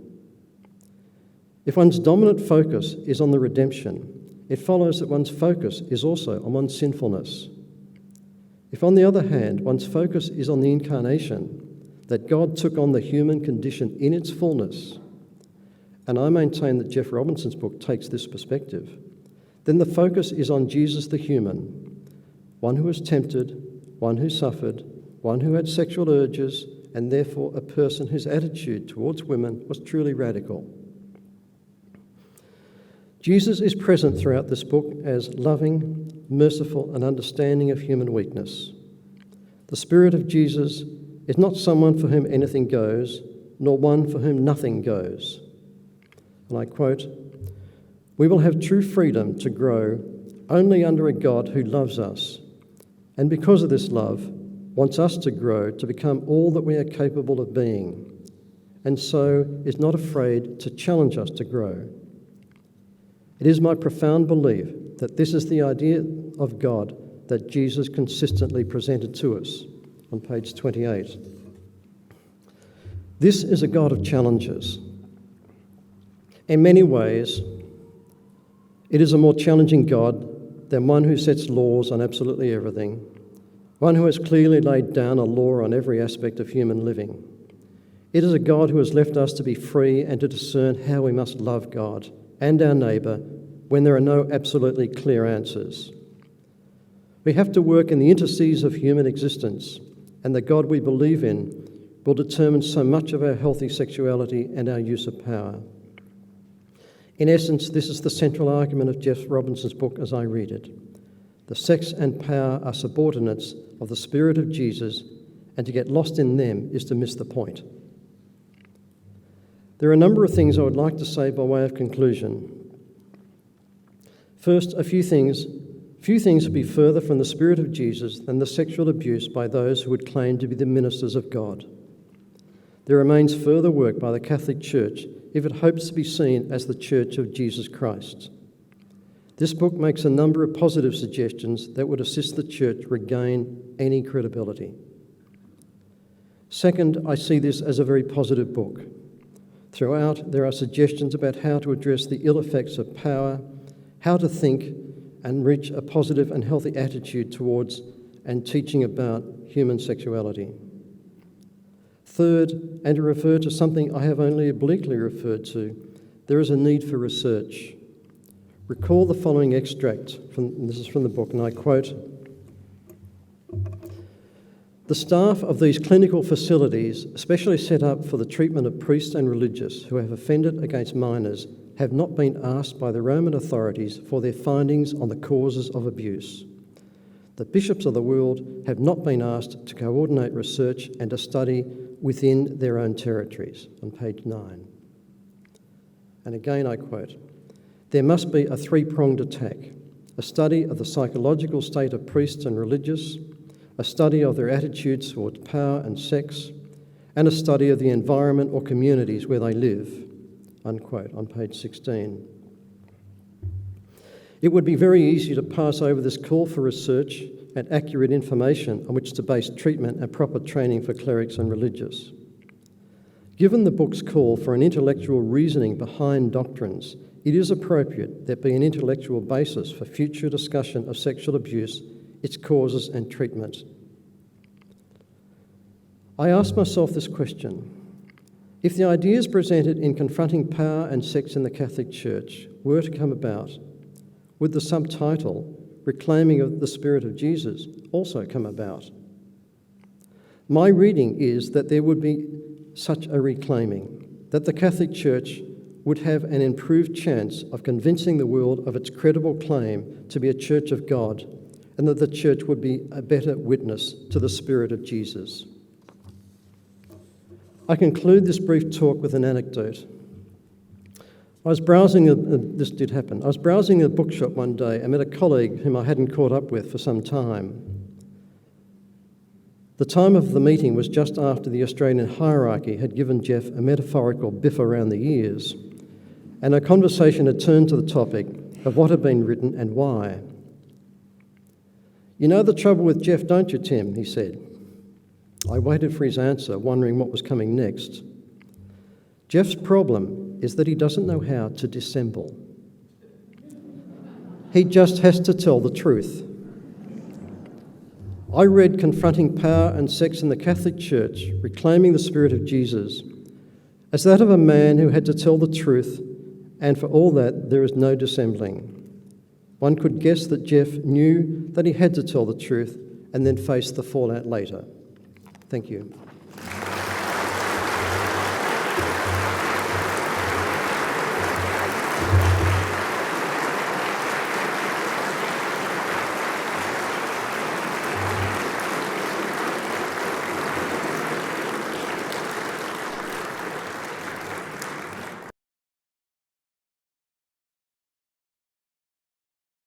Thank you very much to all the questioners. Thank you very much, speakers Barry, Frank and Tim. I don't know whether the Salvation Army realise it, but they are providing a great service to the Catholic Church. This is sort of a...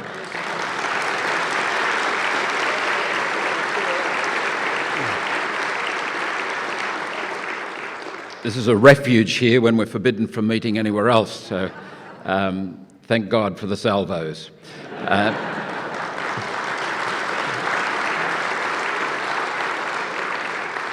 And thank you, Maria, for asking me to summarise today. I love impossible tasks. We have here, in fact, a glimpse of what might be. An enormous amount of work, in fact, went into this, particularly Maria's been mentioned, but Carol too, and a number of others. So, and it's been focused on conversation. It's not about answers. It's not about getting it all together, and it's not about provoking anger or sorting people out or winning, or it's about continuing a conversation. Remember the link between conversation and conversion. They're two very, very closely related. 50 years ago, on January the 25th in 1959, Pope John the 23rd announced that he would call a council, and there were 17 cardinals gathered at that particular announcement.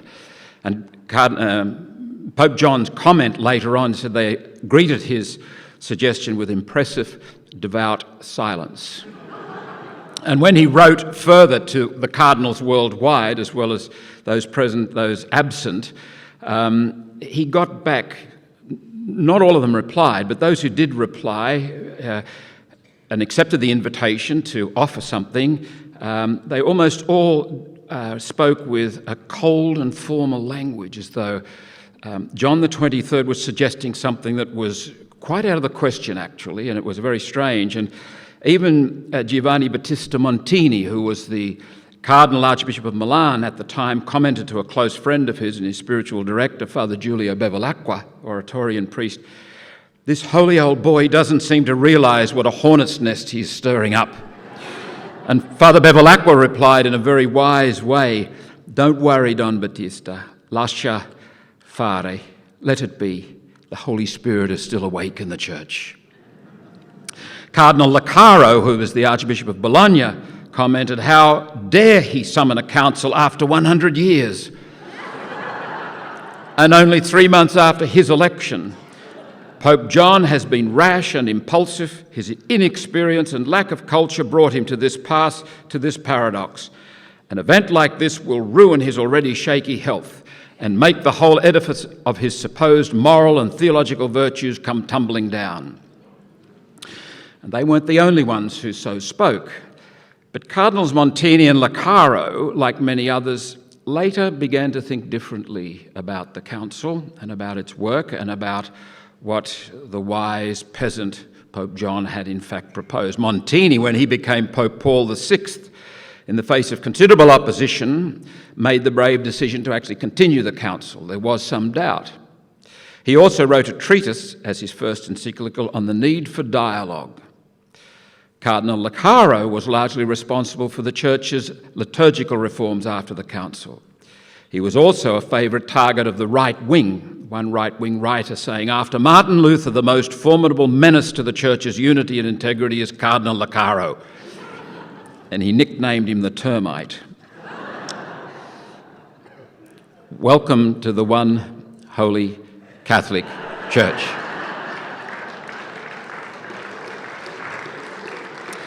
In essence, I believe Bishop Geoffrey Robinson's book is a continuation of what John the 23rd and people like Montini and Leccaro and many others was promoting. A critical self-reflection so that the Church can be more faithful to its mission. By definition, no event, no statement, no life, no book will ever be entirely adequate to this task. Firstly, it's a never-ending task. The Church is always a work in progress. We will never reach a point where we're entitled to say there's no more need for critical reflection, no more need for greater fidelity to the mission. Secondly, the church is a mystery. It is and will always be a complex and ultimately incomprehensible mixture of the divine and the human, of gift and task, of grace and sin, of the charismatic and the institutional, of order and chaos, of the saint and the sinner. In life, and therefore in the church, paradoxes abound. Life is played out in the in-between. We're never quite there. A reviewer of the movie Sunday Bloody Sunday put it wisely back in 1971. Life is not so much beginnings and endings as it's middles that don't measure up. And our happiness depends on how we come to terms with the pale reflections of our dreams. The acceptance of this melancholy fact does not necessarily lead to fatalism, though it might, nor does it necessarily lead to mediocrity, though it might. For someone whose life is centered in God, this inevitable in-betweenness of our lives can give rise to a sense of humor and a sense of mystery, a simple honesty and transparency, a spirit of humility and compassion, a desire to give and receive forgiveness, an inclination to patience and endurance, a disposition of hope and unrelenting questioning. When this response pervades our lives, you will also know firsthand what the great guides of the tradition called compunction. Bishop Robinson fits in here. His service of the people of God has been outstanding, marked by integrity, generosity, and a thoroughgoing professionalism in whatever he has done. He's been a leader in the academic community, a leader in pastoral care, a leader in education, and perhaps more importantly, a leader in those dark days of the 1990s when, amidst great resistance, he courageously pressed us to face what we had to face. I do not believe Bishop Robinson actually intended his book to be received as an academic work, so much as a pastoral work. A continuation, as we have said, of what Pope John XXIII himself intended in calling the council.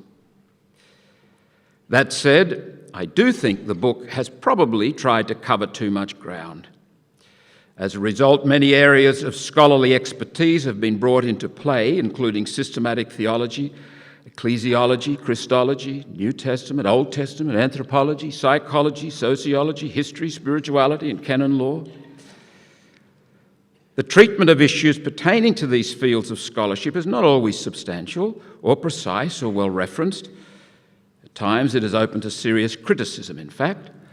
Today we've heard from somebody whose specialty is ecclesiology, Father Barry Brundell, and Barry reminds us of the biblical roots and the apostolic tradition and the boundaries that there are to what we find there in the Gospels and in the Acts of the Apostles.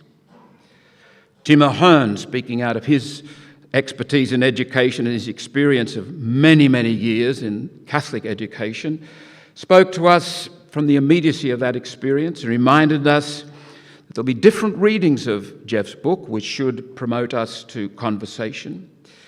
He also focused on power at some length, and I detected a very healthy energy and indeed anger in Tim. And let's not think that conversation prevents us from getting angry or from expressing hurt and serious dismay. And I think Tim very bravely reminded us of that today, especially coming to us as a layperson. And Father Frank Brannan, that beautiful little reference to the letter of Pope Benedict to Hans Kung, of course there'll be controversies.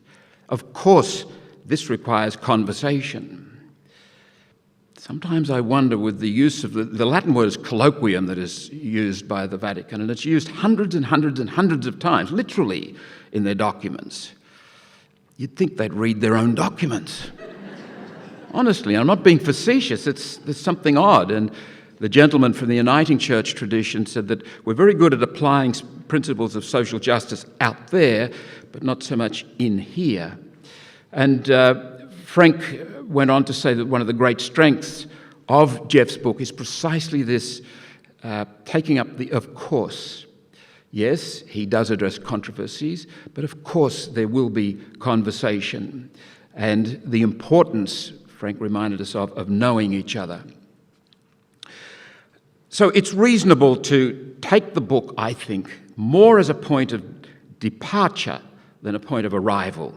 And if today reminds us of anything else about that book, I think that's it, that it is a catalyst for conversation. The book is an invitation to embrace conversation for renewal within the Catholic Church. Let me briefly suggest the bare bones of the beginnings of a particular conversation from my own discipline of spirituality. Chapter 1 is entitled Healthy People in a Healthy Relationship with a Healthy God. Some key ideas are outlined under this heading, ideas that might facilitate the development of a more life-giving culture, one less vulnerable to the kinds of abuse we have come to acknowledge in recent years. When I entered the seminary in 1965, for example, scant attention was given to my emotional life. In fact, it was worse than that. I got the distinct impression that my emotional life was an obstacle to my development as a priest.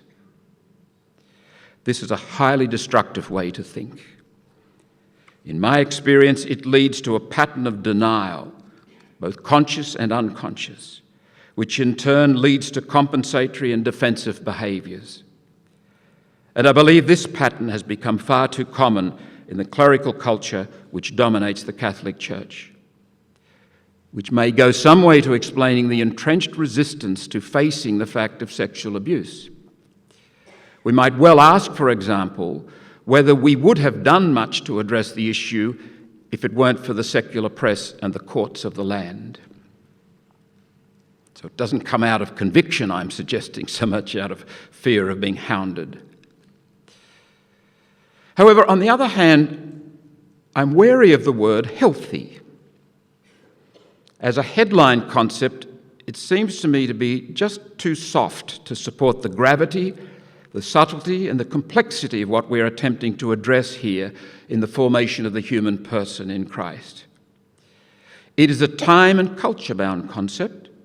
In our society, what is more, it is a concept largely shaped by the human sciences. Their contribution is useful but limited. The concept healthy is also useful but limited. For example, what are we to make of the incident reported in Mark's Gospel? Jesus went home again, and once more such a crowd collected that they couldn't even have a meal. And when his relations heard of this, they set out to take charge of him. They said, "He's out of his mind." Some translations say he was mad. They thought he was mad. We really ought to take this fellow in, save him from himself. And what are we to make of those many wonderful men and women who came through the system we might say was unhealthy and have lived very fruitful and loving lives? It doesn't seem satisfactory to me to say that those people became such deeply human people in spite of the system. So that conversation I would like to see continued. It was G.K. Chesterton who said that if a job is worth doing, it's worth doing badly. I think it's probably too early to pass final judgment on Bishop Robinson's book. However, it is not too early to say that he has, with remarkable courage and no little daring, embarked on a book that is worth doing. I believe the most constructive response to this book is to receive it, in the language of our day, as a stimulus package. I encourage all here present to continue the conversation that the book has sought to promote. And in saying that, I also encourage you to give primary focus to the subtitle. This conversation is about reclaiming the Spirit of Jesus. In the end, it is not about academic theology or politics or sociology or personalities or corruption or you or me or Bishop Robinson or even the Catholic Church. It is about God's liberating love and mercy made manifest in and through the life, death, and resurrection of Jesus, and active in our midst every moment of every day. As you have been loved into freedom, go into the world so that God may love others into freedom through you. Let me conclude with the words with which Jeff concludes his book, and these, in a sense, are not concluding words, they are beginning words, which he uses the metaphor of the song, the Spirit of Jesus being sung down the ages, more or less well, more or less badly. Compared to this song, there's little else that is of great importance. In the atmosphere created by this song, abuse cannot flourish. Thank you.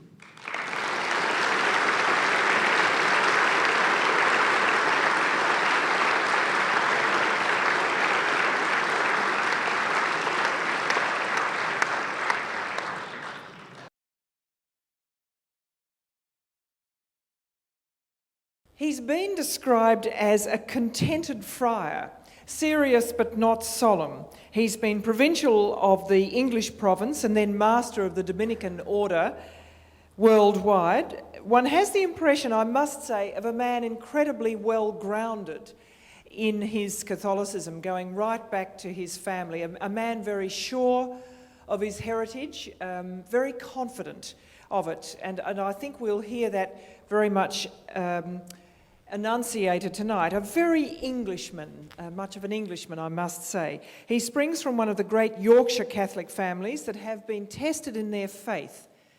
And this is something that one gets very much an optimism that I had the pleasure of interviewing Father Timothy earlier today at the ABC studios, and I very much got this sense, a man who can count Sir Thomas More and Philip Howard, St Philip Howard, among his ancestors. But he seems to have the knack of speaking to wide groups of people worldwide, not just successful English men and women, lest you think that that's where he easily sits.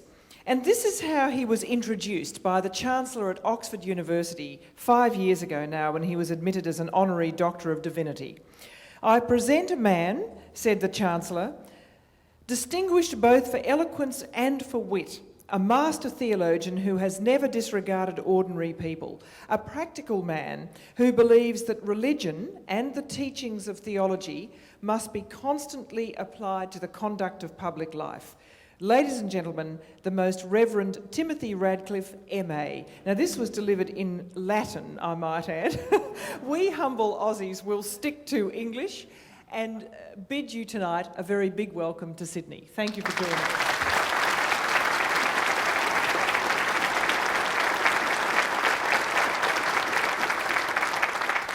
I notice, Father Timothy, that our own Father Gerald O'Collins is about to present his final formal address in England. And his title was "My Hopes and Aspirations for the Church of the Future." And I thought that might be a good place to start with you. How could you sketch the church you'd like to see of a quarter of a century's time? What are your hopes, best hopes and dreams? Well, first of all, Geraldine, thank you for your kind words. I may be a bit incoherent, I better warn you. And this is not because I've been practicing the spirituality of the pub, but merely jet lag. So I strongly recommend that you buy my book. You don't have to read it, just buy it. So your question, Geraldine, is about my hopes and aspirations for the church. I think my first hope for the church is that it be a sign of hope. I think this is a difficult time. Many young people are wondering about their future. We're in the middle of a difficult financial meltdown, which is hitting here in Australia as well as in Britain. And there is the prospect, the probability of a major ecological catastrophe. And when I see young people, I know that by the time they get to my age, they'll be living on a planet that's very, very different. So my first hope is that the church can be a sign of hope for other people. And I've written in both my recent books about how the Eucharist, I think, is a sign of hope of its very nature, because it remembers the time that Jesus confronted death, darkness, no apparent future. And in that moment, he made the most hopeful gesture imaginable when he took the body, his bread, and said, "This is my body given for you." And as I said to you this morning, I discovered what a hopeful gesture that was in Rwanda. One of the first days of the genocide, when everything was coming to pieces, there seemed just darkness and violence, and I had nothing to say. I came back to the Eucharist as a sign of hope. So I think the challenge is, how do we embody that hope? Now, if you travel around some of the difficult places in the world, already you will always find Catholic religious, usually, but not only Catholic lay people as well, who are making a commitment to people in the worst possible situations. And that, I think, is an incredible sign of hope, often not remarked, not noticed. And we have to show that in our own society, that in this difficult moment, particularly the young, the unemployed, know that the church is with them, that we stand with them, and that we accompany them as they look for their future. So that's the very first thing I would say, Geraldine. We should be a sign of hope. My second hope, aspiration for the church, is that we have to find a way of sharing our faith with people who speak other languages, particularly with the young. I saw a film on the aeroplane on the way out. The great thing about this long 23-hour flight, We know. you know, is that you got time to see lots of films. And the one that really struck me was Children of a Lesser God. Have any of you ever seen that? It's an amazing story. It's about a man who goes to teach in a school for the deaf. And he falls in love with this incredibly beautiful, dynamic, angry young woman who is completely deaf. And there's a wonderful moment, which I just got to before we started to come in and they turned off the entertainment equipment, where she says to him, "You must let me be an I as you are, before I can let you enter my silence and know me." So we have to find ways of sharing our faith that are respectful to where people are at, that let them be themselves, so that together we can be more in Christ. Can I, because you have a wonderful line, which I can probably paraphrase if I can't find it, which is that we have to explore where people see their happiness in order, and join them in it, in order to deepen it. Now, I found that a very inviting prospect, because it is very humble. It is about maybe living with people in their interest in celebrity, or what seems incredibly shallow, a lot of the very reactive, for the moment stuff. Now, do you really mean that? Is that? Yeah, I mean, it seems to me that the most fundamental human drive is to be happy. St. Augustine said, you've only got to say to people, do you want to be happy? And he says the answer is always yes. So you have to start with people's experience of happiness, what seems to make them come alive. But you have to challenge it, accept it, be there, and also challenge them to find a deeper happiness. One of the great causes of sorrow, one of the great causes of depression in our society, particularly for young people, is that they feel happiness is a moral obligation. It's not only that they would like to be happy, they must be. Otherwise they'll be a failure. There was a survey done by the Church of England, and it said the major burden of young people is they feel they ought to be happy, and sometimes they're not. And I think what Christianity offers is an incredible happiness, because it's large enough for sorrow. We tend to think that if you experience sorrow, you're going through some mental illness. We tend to reclassify all sorrow as depression. And that is a great mistake, I think. We need to have a joy which is big enough to actually recognize also people's sorrow, as part of their growing to a deeper happiness. And I think that's the joy of Jesus. It wasn't a sort of superficial, happy, clappy cheerfulness, slapping everybody in the back and telling them, be happy, God loves you. It was a much more profound happiness, which actually enabled him to live through Good Friday. So we need a happiness which is deep enough to let people live through sorrow even as part of their journey. And consumerism? How would you realistically tackle consumerism? Everyone agrees there's a problem, but try to tackle a serious way out of it. How would you? I think the trouble with consumerism is that it looks as if you're being invited to fulfill your desires. Shop and you will be happy. Of course, our consumerist world depends upon you not being happy, because if you did satisfy your desires, you'd stop shopping. And so you always have to have delayed gratification. You think that if you really got this superb nylon habit, you'd be a really happy Dominican, but then you discover you need a woolen one or something. So what consumerism does is it always entices you and makes you forever dissatisfied. So I think the part of what we have to do is learn to desire well. Because you actually say, in some ways, there's a call to desire more passionately. Absolutely, yeah. And what do you mean?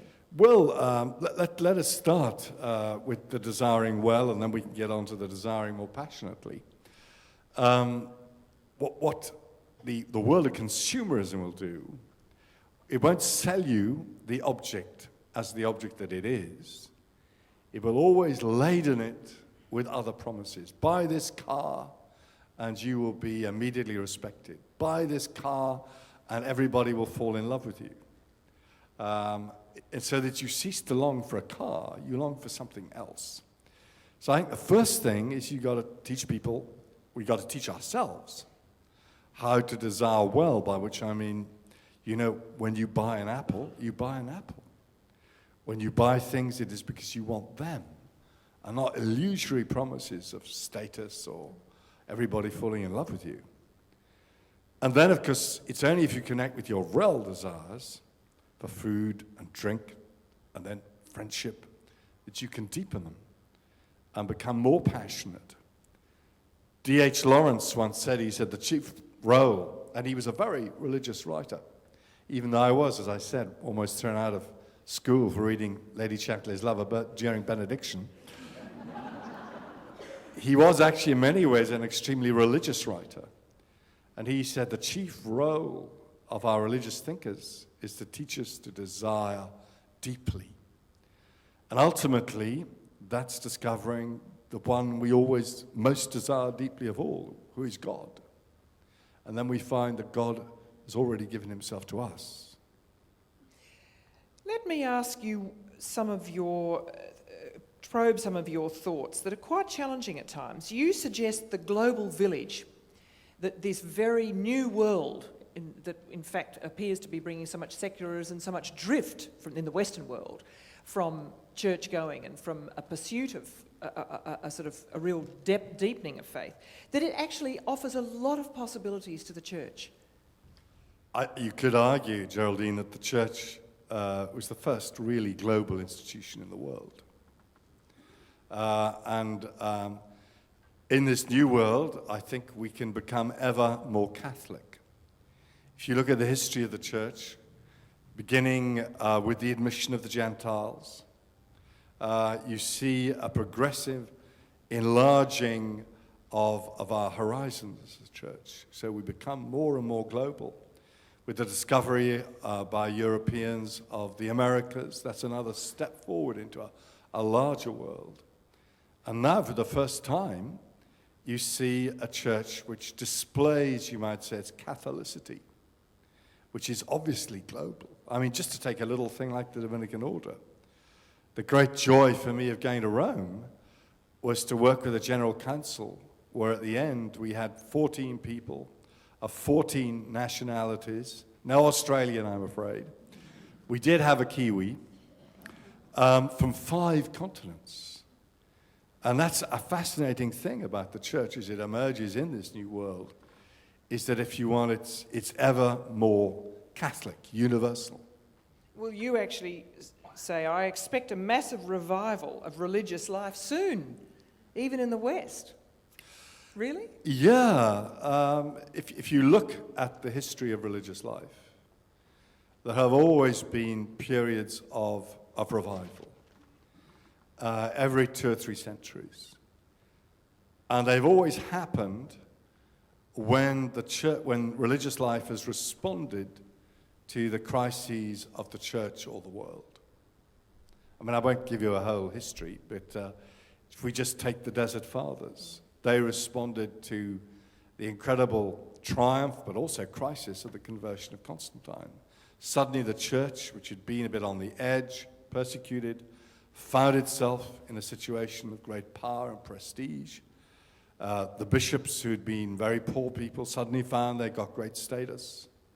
The poor, who'd been central to the life of the church in the early centuries, began to become marginalized. And the whole movement of the Desert Fathers was a response to this moment of crisis in the life of the church, with a radical search for God in the desert. You can see it with St. Benedict, the time of the end of the great Catholic Roman emperors, the Gothic kings, whole crisis for Western civilization. And Benedict's monasticism was a response to that. And his monasteries created oases, if you want, of faith in a harsh world. The Dominicans, of course, the friars in the 13th century, that whole new world of urban life, of universities, of a newfound democracy. After the Reformation and the tearing apart of old Christendom, you see new religious orders responding to a new individualism, a new understanding of being human, with the Jesuits, Capuchins, Ursulines. 19th century, the Industrial Revolution. There's these great industrial wastes you got springing up. Religious life revived because it faced the crisis.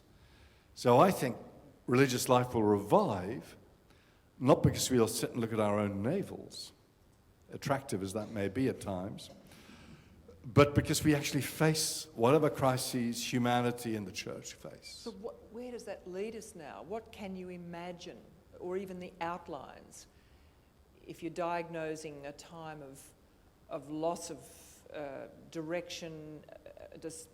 We've discovered so many things we thought had clothes don't have clothes. I mean, where does it take us? And of course, the exciting thing is not to know beforehand.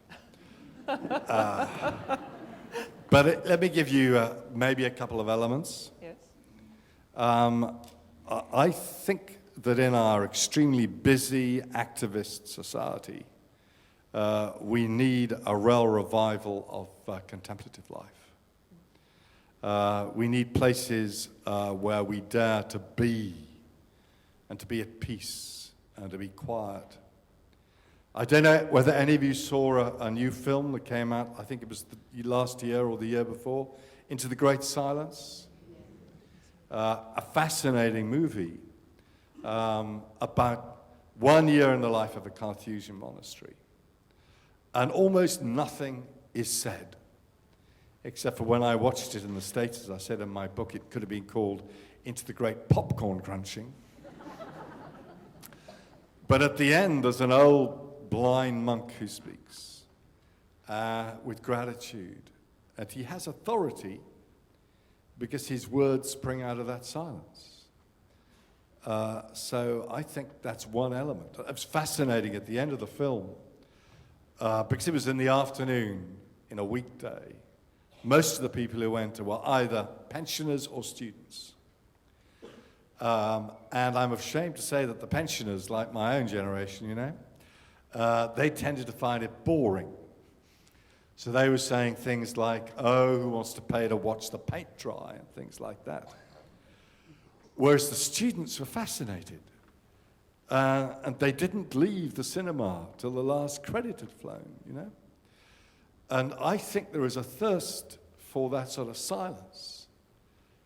Thomas Merton said that the greatest violence of our society is its busyness.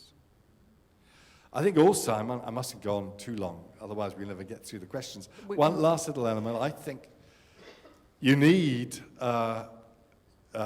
religious life where there is a profound commitment to think, to reflection. In our church, we are tending to lose centers of profound reflection, not only on Scripture, but engaging with contemporary thought, where people have the time and the leisure not only to pray, but to think. But see, you're terribly busy yourself.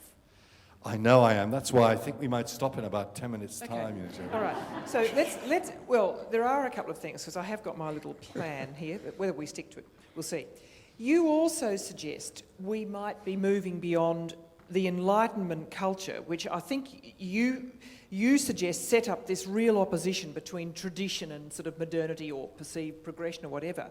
Now, I have to confess, I always get a little nervous when people start, and I've noticed it's coming out of England because I do quite a lot of interviews for my ABC work, this sort of real, should we question the Enlightenment, which was the source of so many of the individual rights that I do think have made the modern world a place to rejoice in, actually, particularly if you're a woman, dare I say.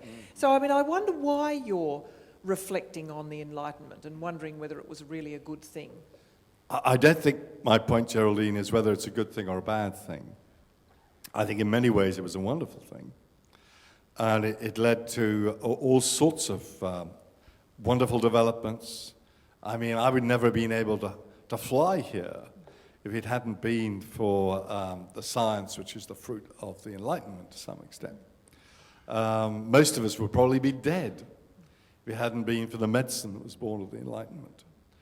And also, there are all sorts of insights, as you say, into the dignity of women and individual and human rights. But I think it also, like every moment of history, had its disadvantages, its blind spots. And one of the characteristics of the Enlightenment was they thought they were enlightened precisely because they were freed from the past. They were enlightened because they rejected tradition. And by that they meant, above all, Aristotle and Catholic dogma. So they created a whole opposition between, if you want, tradition and progress. And I think that's profoundly alien to certainly Catholic thought, Christian thought generally. Because it seems to me that any Catholic is necessarily both traditionalist and progressive. We're traditionalist because we receive what is transmitted to us, the Gospels, the teaching of the Church. And we're necessarily progressive because we long for the peace and the justice of the kingdom of God. So any Catholic who tied themselves up for one or the other, or who lived in that contradiction, I think would be betraying half of a Catholic identity. That's why when people always ask me, oh, are you a liberal or are you a conservative, I just refuse the question. Makes no sense to me. But would you not, and I won't keep dwelling on this, we might take it up in conversation, but have there not been periods of time when there was a clericalism, for instance, very much that sense that grew with the reaction to all the chaos and the dramas of the Enlightenment, that has been steadily wound back, and that Vatican II marked a real sort of apotheosis of that some would appear to almost be more comfortable if there was a return of a more of a hierarchical sense, more of a surety with who came up with the rules and so on. Now, you don't see that as marking a certain favour with tradition? Well, you see, I think there is a problem of clericalism. I think it's true that we live in a more clericalist church today than in some ways before the Vatican Council. Really? I think so, yeah. When I think of the tremendous authority of the great mother, very reverend, most reverend mothers that I knew as a child, bishops trembled before them. And I think actually the medieval church was not a clericalist church. The medieval church was not, it had all sorts of hierarchies. but it recognized the authority of reason in the universities. The laity had an enormous voice in the Middle Ages through whether the nobility or the fraternities, the guilds of merchants. The church of the Middle Ages was quite a complex one. And nobody sought, if you want, unique soul control. And what you had, I think, in the Enlightenment, very interesting book by a man called Charles Taylor, was what he called, in the secular age, he calls the growth of the culture of control, where the state, for the first time, seeks absolute control. And you begin to lock up the poor, instead of seeing them as your brothers and sisters in Christ. You lock up the mentally ill, and you see the establishment of standing armies, the foundation of the police, increasing legislation, and you have a whole culture of control, which is very characteristic, according to Taylor, of the emergence of a secular culture. Because once you start to believe in God, once you stop believing in God, rather, once you think you're not in the care of God's providence, you're going to say, who's going to run the show? Better be me. But they just replaced the inherited power of the nobles often, didn't they? It was a far more simplified structure of power. Now, I think there is a problem, Geraldine, I have to say, that I think often in our beloved church, we got a bit infected by the culture of control ourselves, you know?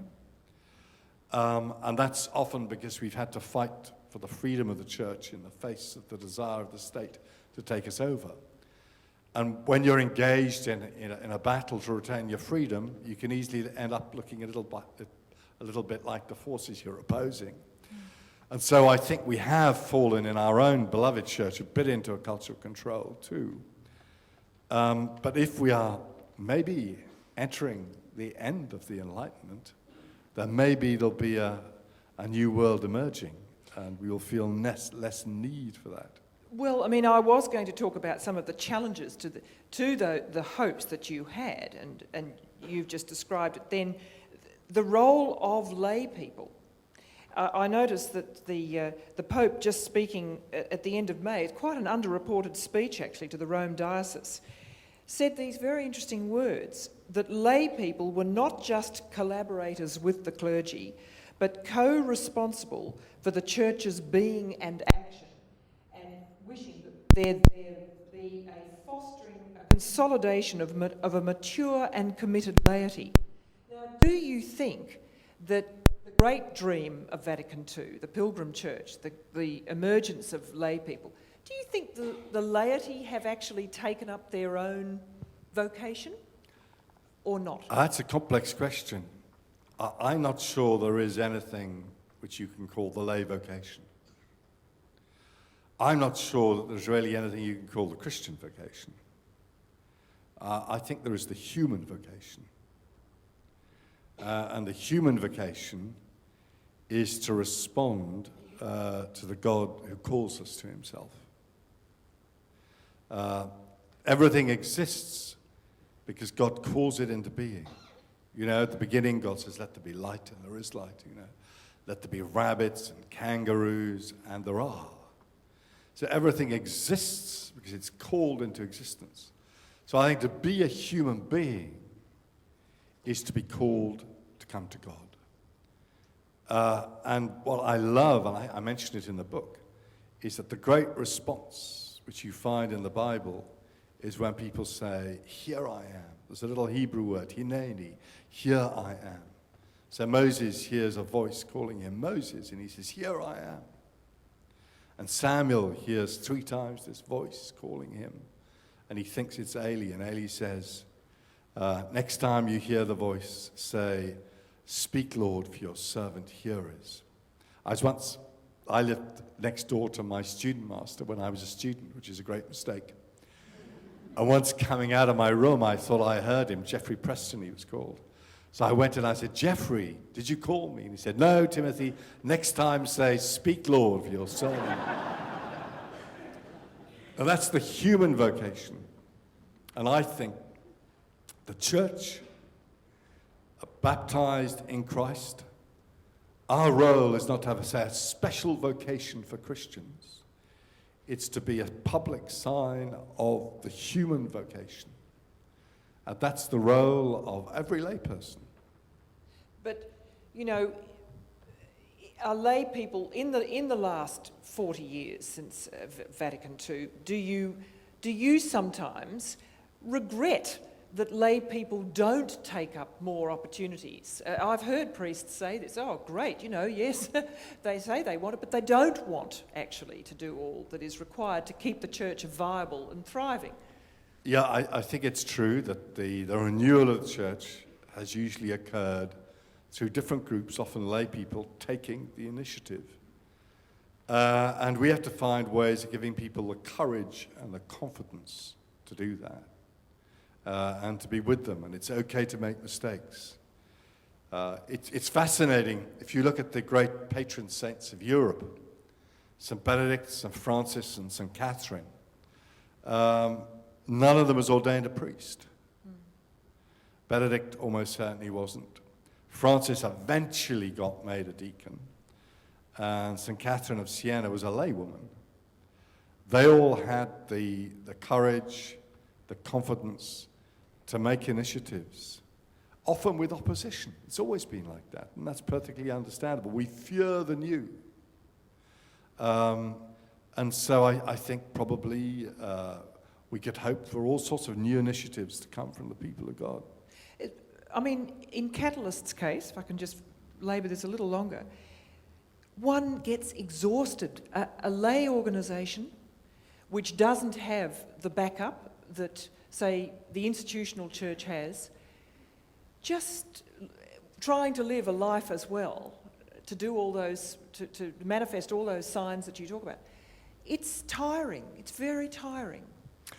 That's absolutely dead right. And St. Catherine would have said the same thing, and St. Francis would have said the same thing, and St. Benedict would have said the same thing.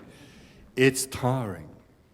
And it's only possible if your life is really rooted, I think, in some sort of life of prayer. And that's very difficult in our highly activist society. It's difficult for religious, it's difficult for priests, it's difficult for lay people. But I think you can only, if you want, live through things, hang on with hope, keep the courage alive. If you've got two things, I think you need mutual support, but above all, you need that rooting in a life of prayer. I wonder if it's some sort of new routines. I know you talked about the Sabbath, you know, in times you've had marvellous discussions. Whether the modern world, which is 24/7, whether there is some sort of real witness to be given, and I don't know how, I confess, about new healthy routines of ebb and flow, which I wonder if you're hinting at that. Yeah, I mean, I heard on the Sunday program, it's a BBC program, about a month ago, there was a priest, a bishop, an Anglican bishop, and he said the church must become 24/7. And I thought, what a nightmare. That's exactly what we should not become. And I think if we want vocations to priesthood and religious life, people have to see we have a life, which means a life of study, a life of prayer, an imaginative life, an emotional life, that we're alive. If they see us as all worn out, you know, rushing from one task to the other, that's not a life. No, okay, that's getting very close to home. Let's just move right on now. You also describe a crisis in the language of faith, which you add, which occurs periodically. This was the optimism. I'm very interested in what you see as the outlines of that crisis of language, and has this contributed, in your view, to the drift that we see? Yeah, I mean, I think periodically you see a crisis in preaching. 13th century gave rise to the order of preachers. You know, the 16th, 17th century, you see the rise of the Jesuits. You see the rise of the Redemptorists in the 18th century, and they're all responses to crises in how do you preach. And I think part of it, I don't know quite how to put this, it's a question of the imagination. When we preach, we're not communicating facts about God. Because, as Aquinas said famously, we're joined to God as to the unknown. We don't have conceptions of God. So preaching isn't communicating facts, it's helping people to see the world quite differently, with gratitude, to delight it in its intelligibility, to see with loving eyes. And that's a question of the imagination. So I think the big challenge for preaching these days is how do we touch people's imagination? And let me give you two examples. One is that there was a young priest called Karol Wojtyła. When Cardinal Wyszynski was looking for a new auxiliary bishop of Krakow, he saw Karol Wojtyła's name on the list, and he thought, he's no good. He's a poet. You know, his head's in the air. We want someone with political savvy who will fight the communists. And the communists, for exactly the same idea, thought that Karol Wojtyła would be a brilliant bishop, because he wouldn't be able to oppose them. Because what they didn't understand was that he believed in what he called the poetry of resistance, or the theater of resistance, which is that really, if you want to win people, you have to touch their imagination, which means you have to have a richer language, which means you have to open up a more spacious, generous, radiant world. And that's the challenge. Another example would be a fascinating debate I was at just a few days ago, just before coming here, the Hay on Wye Literary Festival.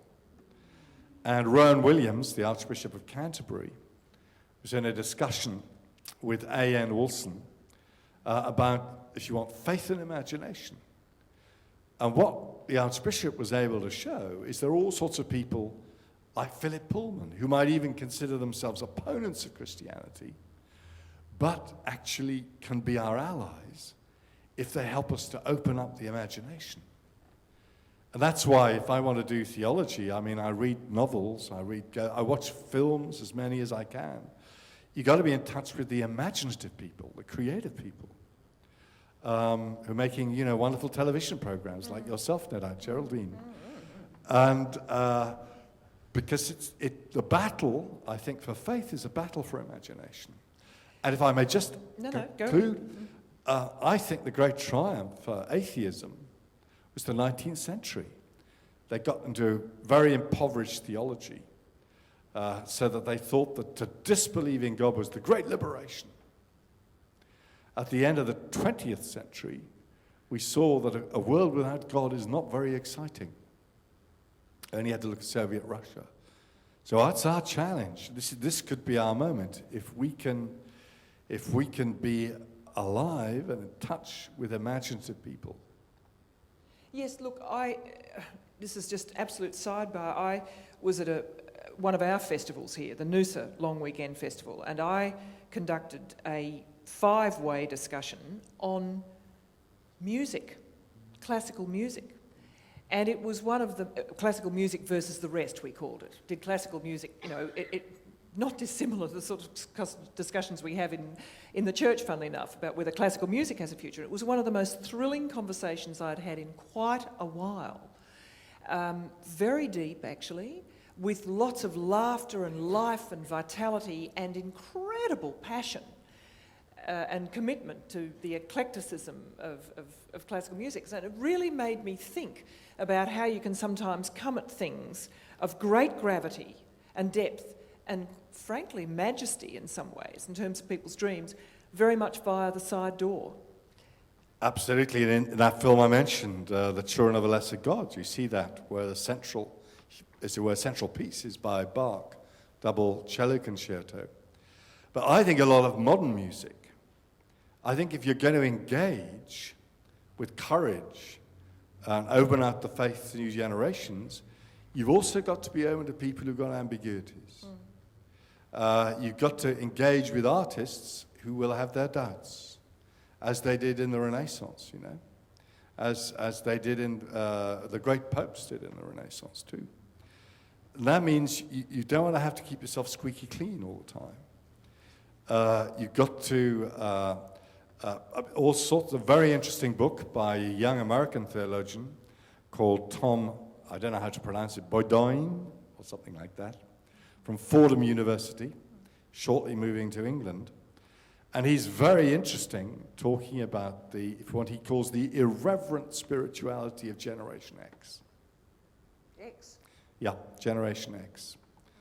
And how instead of being nervous, you got to engage and listen and talk, receive their gifts, challenge them, and also be challenged by them. But you see, you do talk also about the renewal of virtue ethics as offering a real way forward. The cardinal virtues of prudence, courage, temperance and justice, as well as the theological virtues of faith, hope and love. So you are suggesting there is a role for, I don't mean evangelising, but you do want to stand in there and offer something. It's not just a case of listening? Absolutely. We have to have a moral vision. Now, I don't know what it's like in Australia, but when I got on the plane to come here, we were still in deep anxiety about a crisis of our parliament. And all the question of MPs' expenses. And the universal defence was, I did nothing wrong, I didn't break the rules. I didn't break the rules. Now, morality, which thinks that the way to goodness is not to break the rules, would, for Christianity, be a very infantile morality. And I think it goes with this whole culture of control that I mentioned. Once you see that society is about control, the morality becomes, if you want, an arm of control. What you're forbidden to do and what you're allowed to do. We've had 3,000 new criminal offences put on the statute book in England in the last 10 years. But what virtue ethics is about something far more profound. It's about becoming someone who is just, someone who is prudent, someone who is courageous and temperate. It's about becoming someone who will spontaneously do what is right. Someone who knows that their happiness lies in God. Now I think our society is thirsting for that sort of moral vision. It isn't about prohibition. It isn't about obligation. It's about growing to someone whose happiness and freedom is in God. If I may drop a name, I did a TV program exactly a week ago with the chief rabbi. So I tried out this, while we were having coffee beforehand, I tried out this theory on him. And he said that in Hebrew, there is no word for obedience. There's only a word for to listen and to respond. And obedience in the Bible, when you talk about the 10 commandments, or 10 words, the 10 words they call them, addressed to us, summoning us into God's friendship. And he said when they founded the state of Israel, they had to find a word for obedience, because it had never been in their vocabulary. And they had to take a word from Aramaic. And I think that if you look at that whole virtue tradition, it offers an understanding of morality which leads to spontaneity and to genuine freedom. So that if you really grow in virtue, then, as St. Augustine said, you can say love and do what you will. Because you become somebody who will only love to do what is right. So real morality is learning that spontaneity of Jesus. And a morality which is just bound by control, by command, by forbidding, is only a very, very immature, primitive, infantile stage of morality. Yes, yeah, so how can you be sure that you don't offer a sort of spiritual Prozac, in a way, that you give people permission to go where they will? I mean, it's the old argument. I appreciate what I'm asking, but how are you Sure. sure that we don't just become this blurry? Well, I mean, certainly right at the beginning, it's like if you're learning music, you've got to learn your scales. At the beginning, if you want to become a football player like David Beckham, as I'm sure you do, Geraldine. Oh, we do know, yes, that's my dream. Then you have to go through a lot of discipline. But It's not the word of the moment, is it? Discipline? Just No, not. but in fact, that's how we conceive of morality. That's why people resent morality, since they conceive of it only as discipline. As if all music was about was learning the scales. But for us, if you want, there is a discipline which makes you a disciple. There is a learning which makes you free. And if you go through that formation, which is painful and difficult and so on, then eventually you learn a real freedom. A freedom which isn't just doing what you want, but which is wanting what is good. You used to like asking your new friars, I understand, to come up with 3 crazy new ideas. One of them might work. Could I ask you to do something of the same notion? I'll tell you what it was really about, Geraldine. Oh, I see. This is... It was on the General Council of the Order. I said, there's only one rule in this General Council. Never can you say that what your brother says is absurd. You can say that it's wrong, that it's illogical, that it's founded on ignorance. You can say all sorts of things. But you can never dismiss what somebody else says as absurd, because that's to dismiss them as absurd.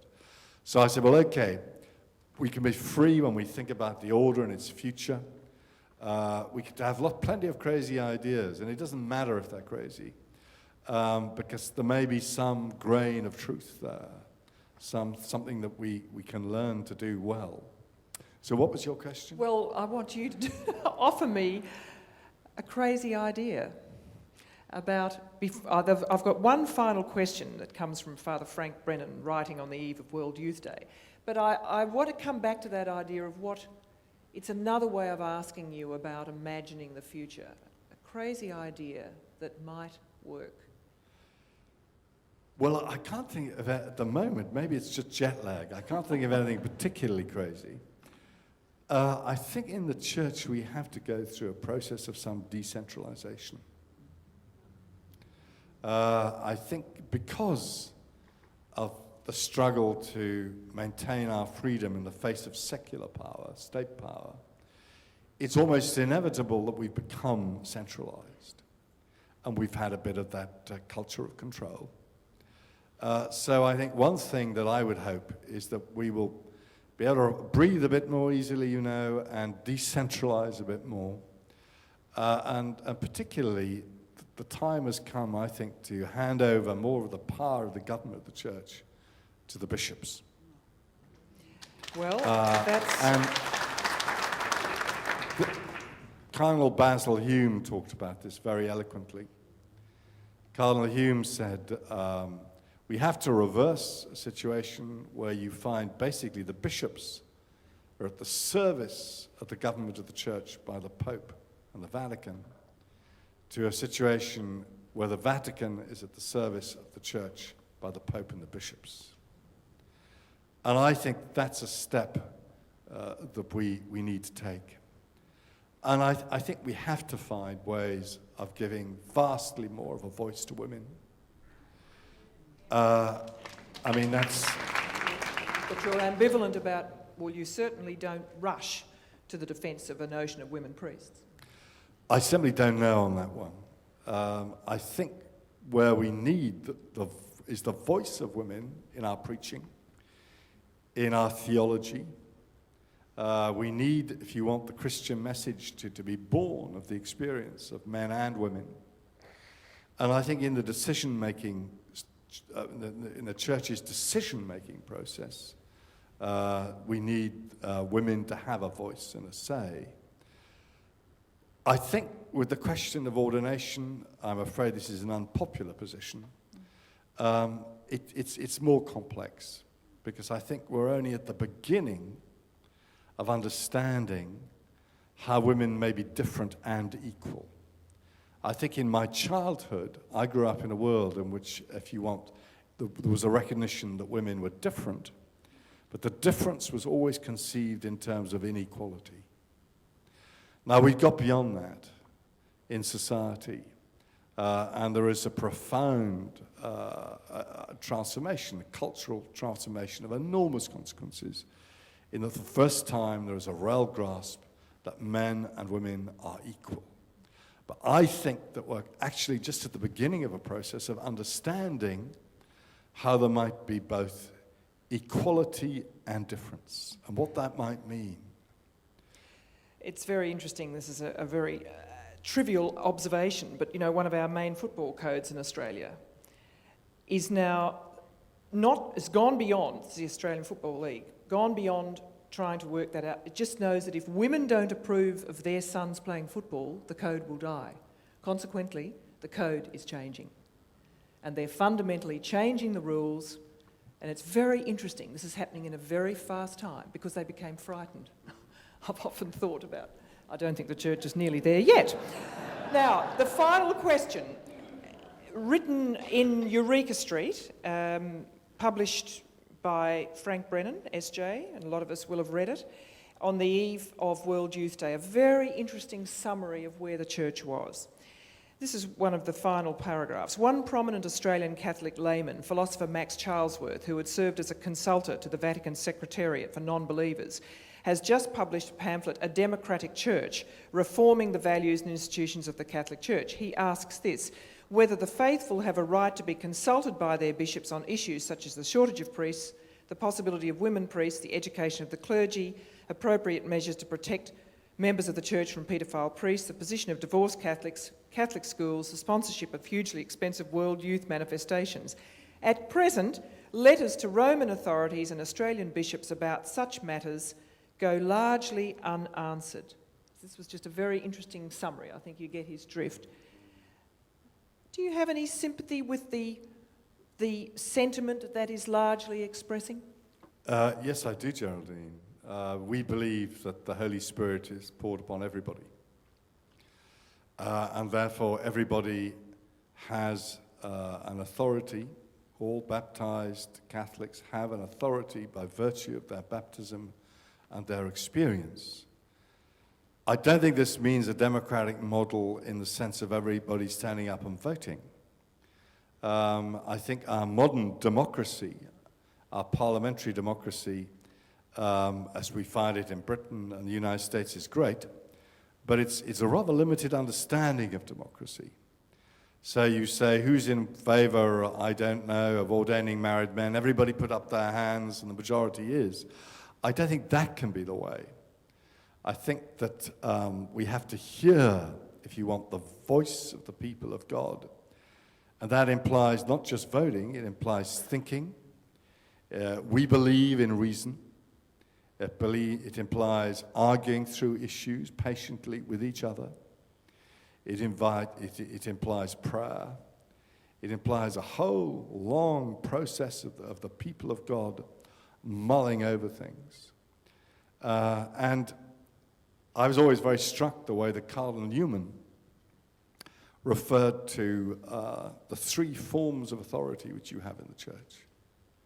You have the authority of tradition, which is principally invested in the hierarchy. You have the authority of reason, which, according to him, at that stage was principally invested in universities. And you have the authority of experience, which is invested in the whole people of God. And I think that the church is most convincing in its authority when you recognize all three forms of authority. Newman said that there was always a danger if one form of authority crushed the others. So in the 18th century England, you could see there was a form of rationalism where reason had absolute authority, which led to a rather arid form of Christianity. You can have an absolutization of experience, which can lead to a very emotional an unreflective form of Christianity. We're all carried away. And you can have, if tradition solely predominates, then we might lose all sort of ability to respond to what's new and different. So I think finding a church in which we all have a voice implies much more than all gathering together in a building and holding up our hands on issues. It involves finding a way in which we respect the experience, we expect reason, and we respect tradition. Now, I've gone over time, so we'll stop after this wonderful expose, chat among ourselves, and come back for some conversation. Thank you.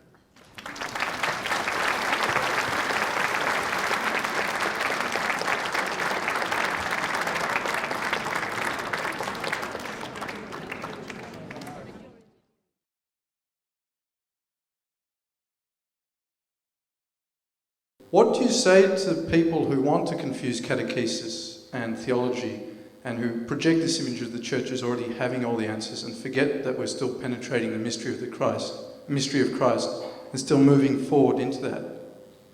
I think part of the answer is to say that we, as a church, we believe that reason and faith are not incompatible.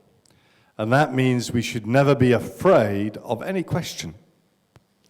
Thomas Aquinas entertained tens of thousands of questions, and he always treated every question seriously because he believed that reason and faith were not incompatible. There's only one question, I'm told, that Aquinas regarded as ridiculous, and that was the idea that money made the world go round. So I think that we have a belief in reason, which is clearly articulated in encyclicals of both Pope John Paul II and Pope Benedict. Sometimes in the church, we show ourselves nervous about really thinking, so that if you raise a position or you raise a question, people get edgy and nervous, as you say. Well, that's the time to say, well, look, we believe in reason. Something cannot, in fact, be irrational and of our faith. Our faith may carry us beyond reason, but it cannot contradict our faith. And so we have to show that we don't only believe in reason in theory, we believe it in practice. And that means that we should be unafraid of debating any issue. And that means we have to form each other to think clearly and to be unafraid of asking any question. That would be to be a good disciple of Thomas Aquinas, better theologian than which, of course, we cannot imagine.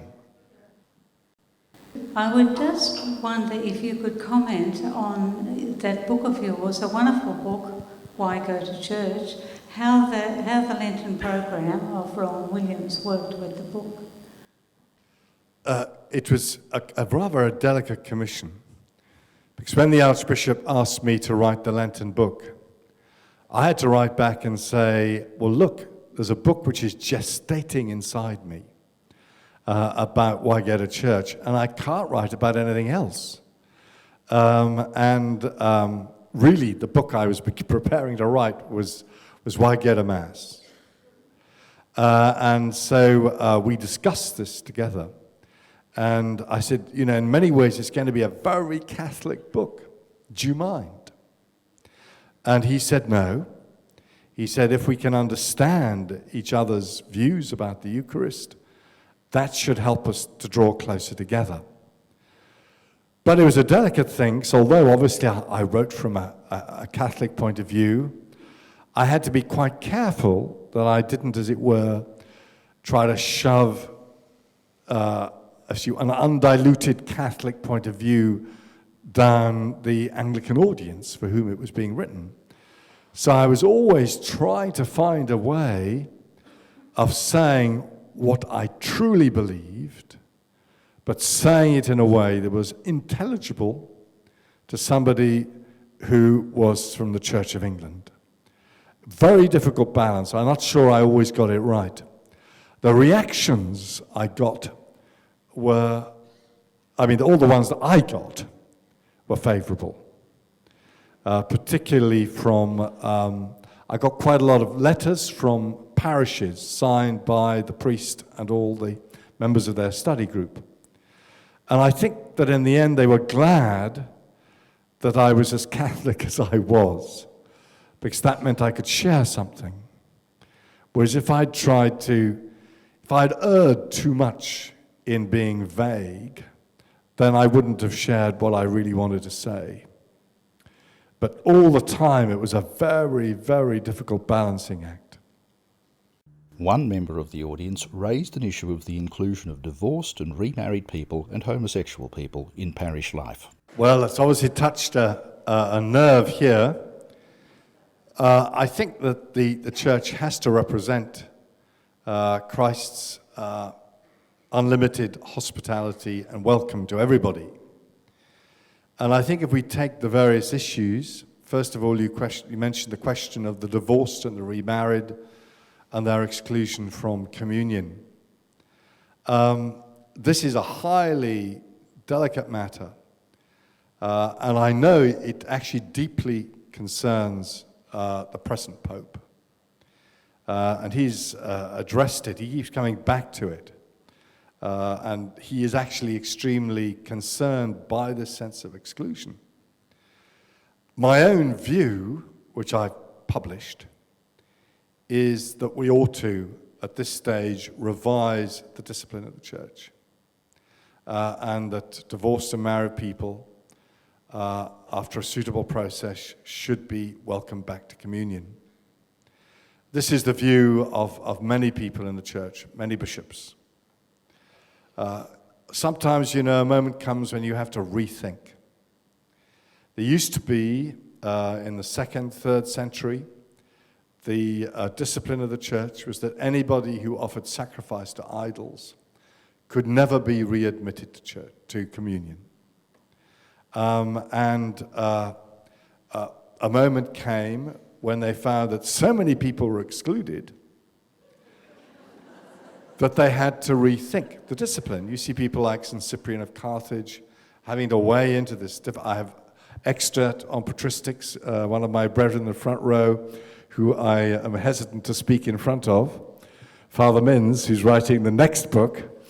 But I think a moment happens periodically in the life of the church where you have to rethink things. And maybe that discipline was evolved at a time when divorce was rare. Now it can happen to anybody. The very best people. So my own view, it's just a purely private view, is that the time has come to rethink it so that we can admit divorced and remarried people after a suitable process back to communion. Then you have the question of the homosexual community.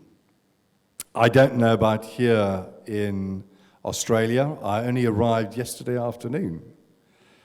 But certainly in London, in the Archdiocese of Westminster, enormous steps have been made to ensure that gay people feel welcome. There is a Mass in London regularly every other Sunday, which is with the full approval of the previous cardinal, which is very explicitly gay-friendly, a space where people can come and know that they are welcomed. And it was very interesting that when the new Archbishop of Westminster, Vincent Nichols, preached recently, I'm not sure whether it was for his inaugural, when he was consecrated bishop, or subsequent sermon I read, he explicitly endorsed this openness. And one of the things he said, I think, which is most important, is that actually somebody's sexual orientation is not the most important thing about them. What's fundamental about anybody is whether they can love. That's the most important thing. And that's where we start. And the fundamental challenge for gay people and straight people is exactly the same. which is how you learn to love well, how you learn to love appropriately, how you learn what is the right expression of your love. That's something that everybody has to struggle with, regardless of their sexual orientation. So I think that the church has got a long way to go, but certainly in my experience, it's making very considerable steps already. Can I just ask you a quick follow-up, though? Does the church have no right to pass judgment on people for choices they make, or which implies the notion of where does sin and falling short fall into this analysis? I'm not quite sure what you mean by passing judgment, Geraldine. I think what the church always has to do is to offer God's mercy and forgiveness, which we need. That means there's always a way forward. Forgiveness isn't saying, okay, guys, we'll forget everything you've done. What it is always doing is saying, whatever your life is, wherever your life has got to, there is a way forward. Grace and forgiveness is creative. It opens up a way to life where sometimes you feel only a dead end. So that if you mean by passing judgment, that we say to somebody, your life is worthless and it stops here and you're going nowhere, then the church can never pass judgment in that sense. On the other hand, if I could just conclude, it can help people to see that there are ways of living which are futile. There are ways of living which are mortifying, which don't bring us alive. And so the moral teaching of the church is not about saying you're condemned. It's always about helping people to recognize ways of life that lead to life, as opposed to ways of life that lead to death. I mean, in a way, it is that dilemma you posed you said right at the start, that I quoted, I suppose. It's how the church thrives, how to avoid assimilating or becoming the ghetto, another form of death. So I suppose it's that wonderful word, flourishing and thriving. It's they're lovely words, I think. How does the church encourage someone who may have no repertoire, may have no knowledge of the church? There's thousands of people like that these days. How does the church insinuate this better life, this better roadmap? And I think that narrow line between assimilation and the ghetto, I think that's one of the reasons why sexual ethics rises up so often as a hot topic. I spent 3 weeks at the Lambeth Conference, and that was a major topic. Not because actually sexual ethics is that important. It isn't. Herbert McKay, one of my brethren, said, as long as we think that ethics is all about what people do in bed, no bishop is going to get crucified. And that's a pity. Not that he was thinking of you, Bishop Anthony, I see. No one wants you to be crucified. But why is it that we go on about sexual ethics? And I think one of the reasons is not because it's inherently that important, which traditionally it wasn't, but because it does touch issues of whether we assimilate to society or we fall into the ghetto. So I think when you think of sexual ethics, the temptation is always to say, what's forbidden? What's permitted? How many seconds? I remember young Irish people were taught, when they were kids, how many seconds am I allowed to kiss my girlfriend or my boyfriend? Young Irish people, I remember a certain middle-aged Australians. Well, I won't ask you how long it was, Geraldine. But, no. But I think we have to actually offer a vision of the beauty of sexuality. Personally, I floated this idea, which some people like and some people feel is a bit crazy, but I'm used to that, is that the real basis of a Christian sexual ethics is the Last Supper, where Jesus says, this is my body and I give it to you. It's an act of self-gift, complete generosity. It's an act of vulnerability. It's an act of fidelity. He gives himself forever. And I think that in that incredible act which is at the center of our whole sacramental life, you find one way of understanding a Christian sexual ethics. It has to be utter generosity, utter self-gift. It has to be given with real vulnerability. You entrust yourself vulnerably to the other person. And it has to be faithful, as Jesus gives himself to us forever. And if we can offer a vision of sexual ethics which is beautiful and attractive, then people will understand, if you want, spontaneously why it is that some forms of sexual activity are right and others are wrong. But you can no more start with the rules than you could persuade somebody that cricket is a beautiful game simply by reading aloud the rules of cricket. Now, if you just read aloud the rules, people say, why on earth would you bother to play the game? Even Australians. Can't be sure. But you actually have to be initiated into the goodness and the beauty. Then you will understand why in certain forms of activity are right or wrong in the light of the beauty and the goodness. And this is difficult because our culture is so obsessed with control, with rules. I had to give a talk to 500 teenagers in Mauritius in bad French when I had the flu. And they asked me to talk about sexuality.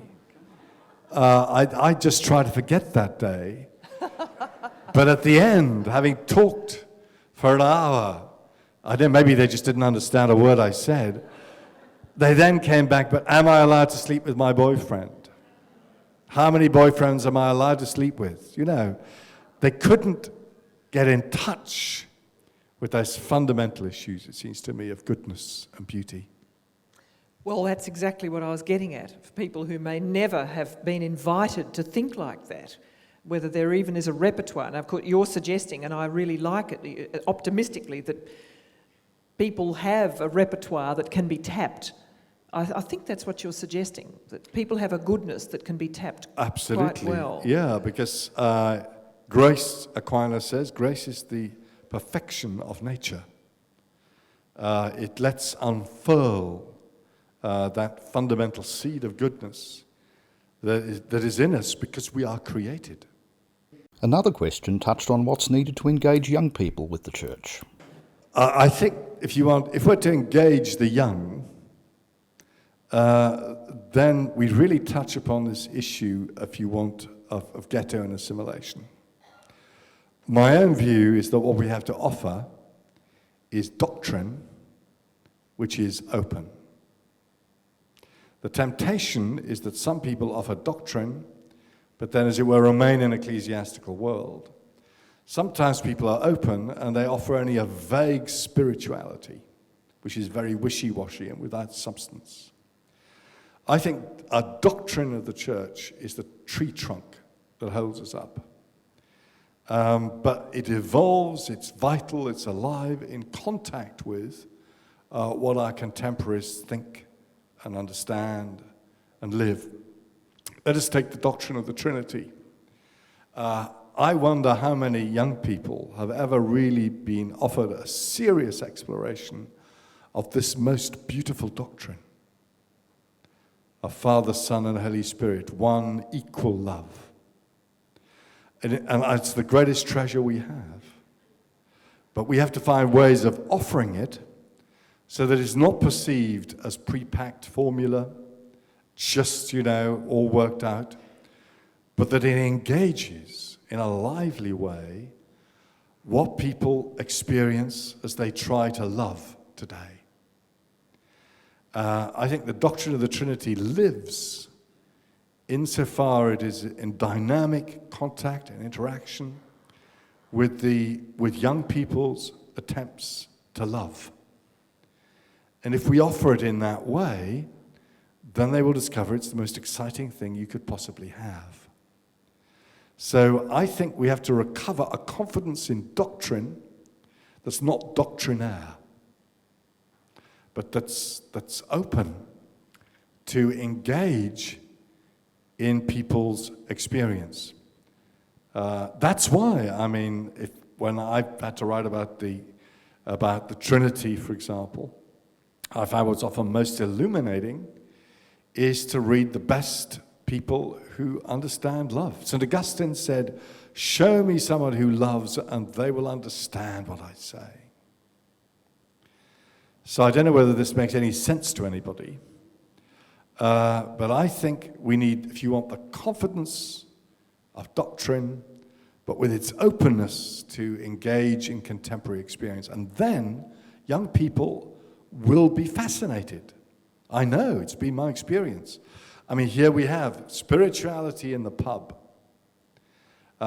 When we opened a new priory in Louvain-la-Neuve in Belgium, the one thing the brethren insisted on is that there be a pub inside the college, and that the brethren would pour the beer. And when I went to give a lecture for its inauguration, I ended up in the pub till 3 in. Very good beer it was. The only trouble is they don't have any English beer. It was all Belgian or Irish beer. And the young people wanted to engage. And it was precisely the meeting of faith and experience. If you're too feeble, I heard a chaplain the other day. He was asked, what is a hospital chaplain? And they said, "What is your role?" And he said, "My role is to explore people's feelings with them." But that's too weak and wishy-washy to have any interest for young people at all. They don't want us to appear to explore their feelings.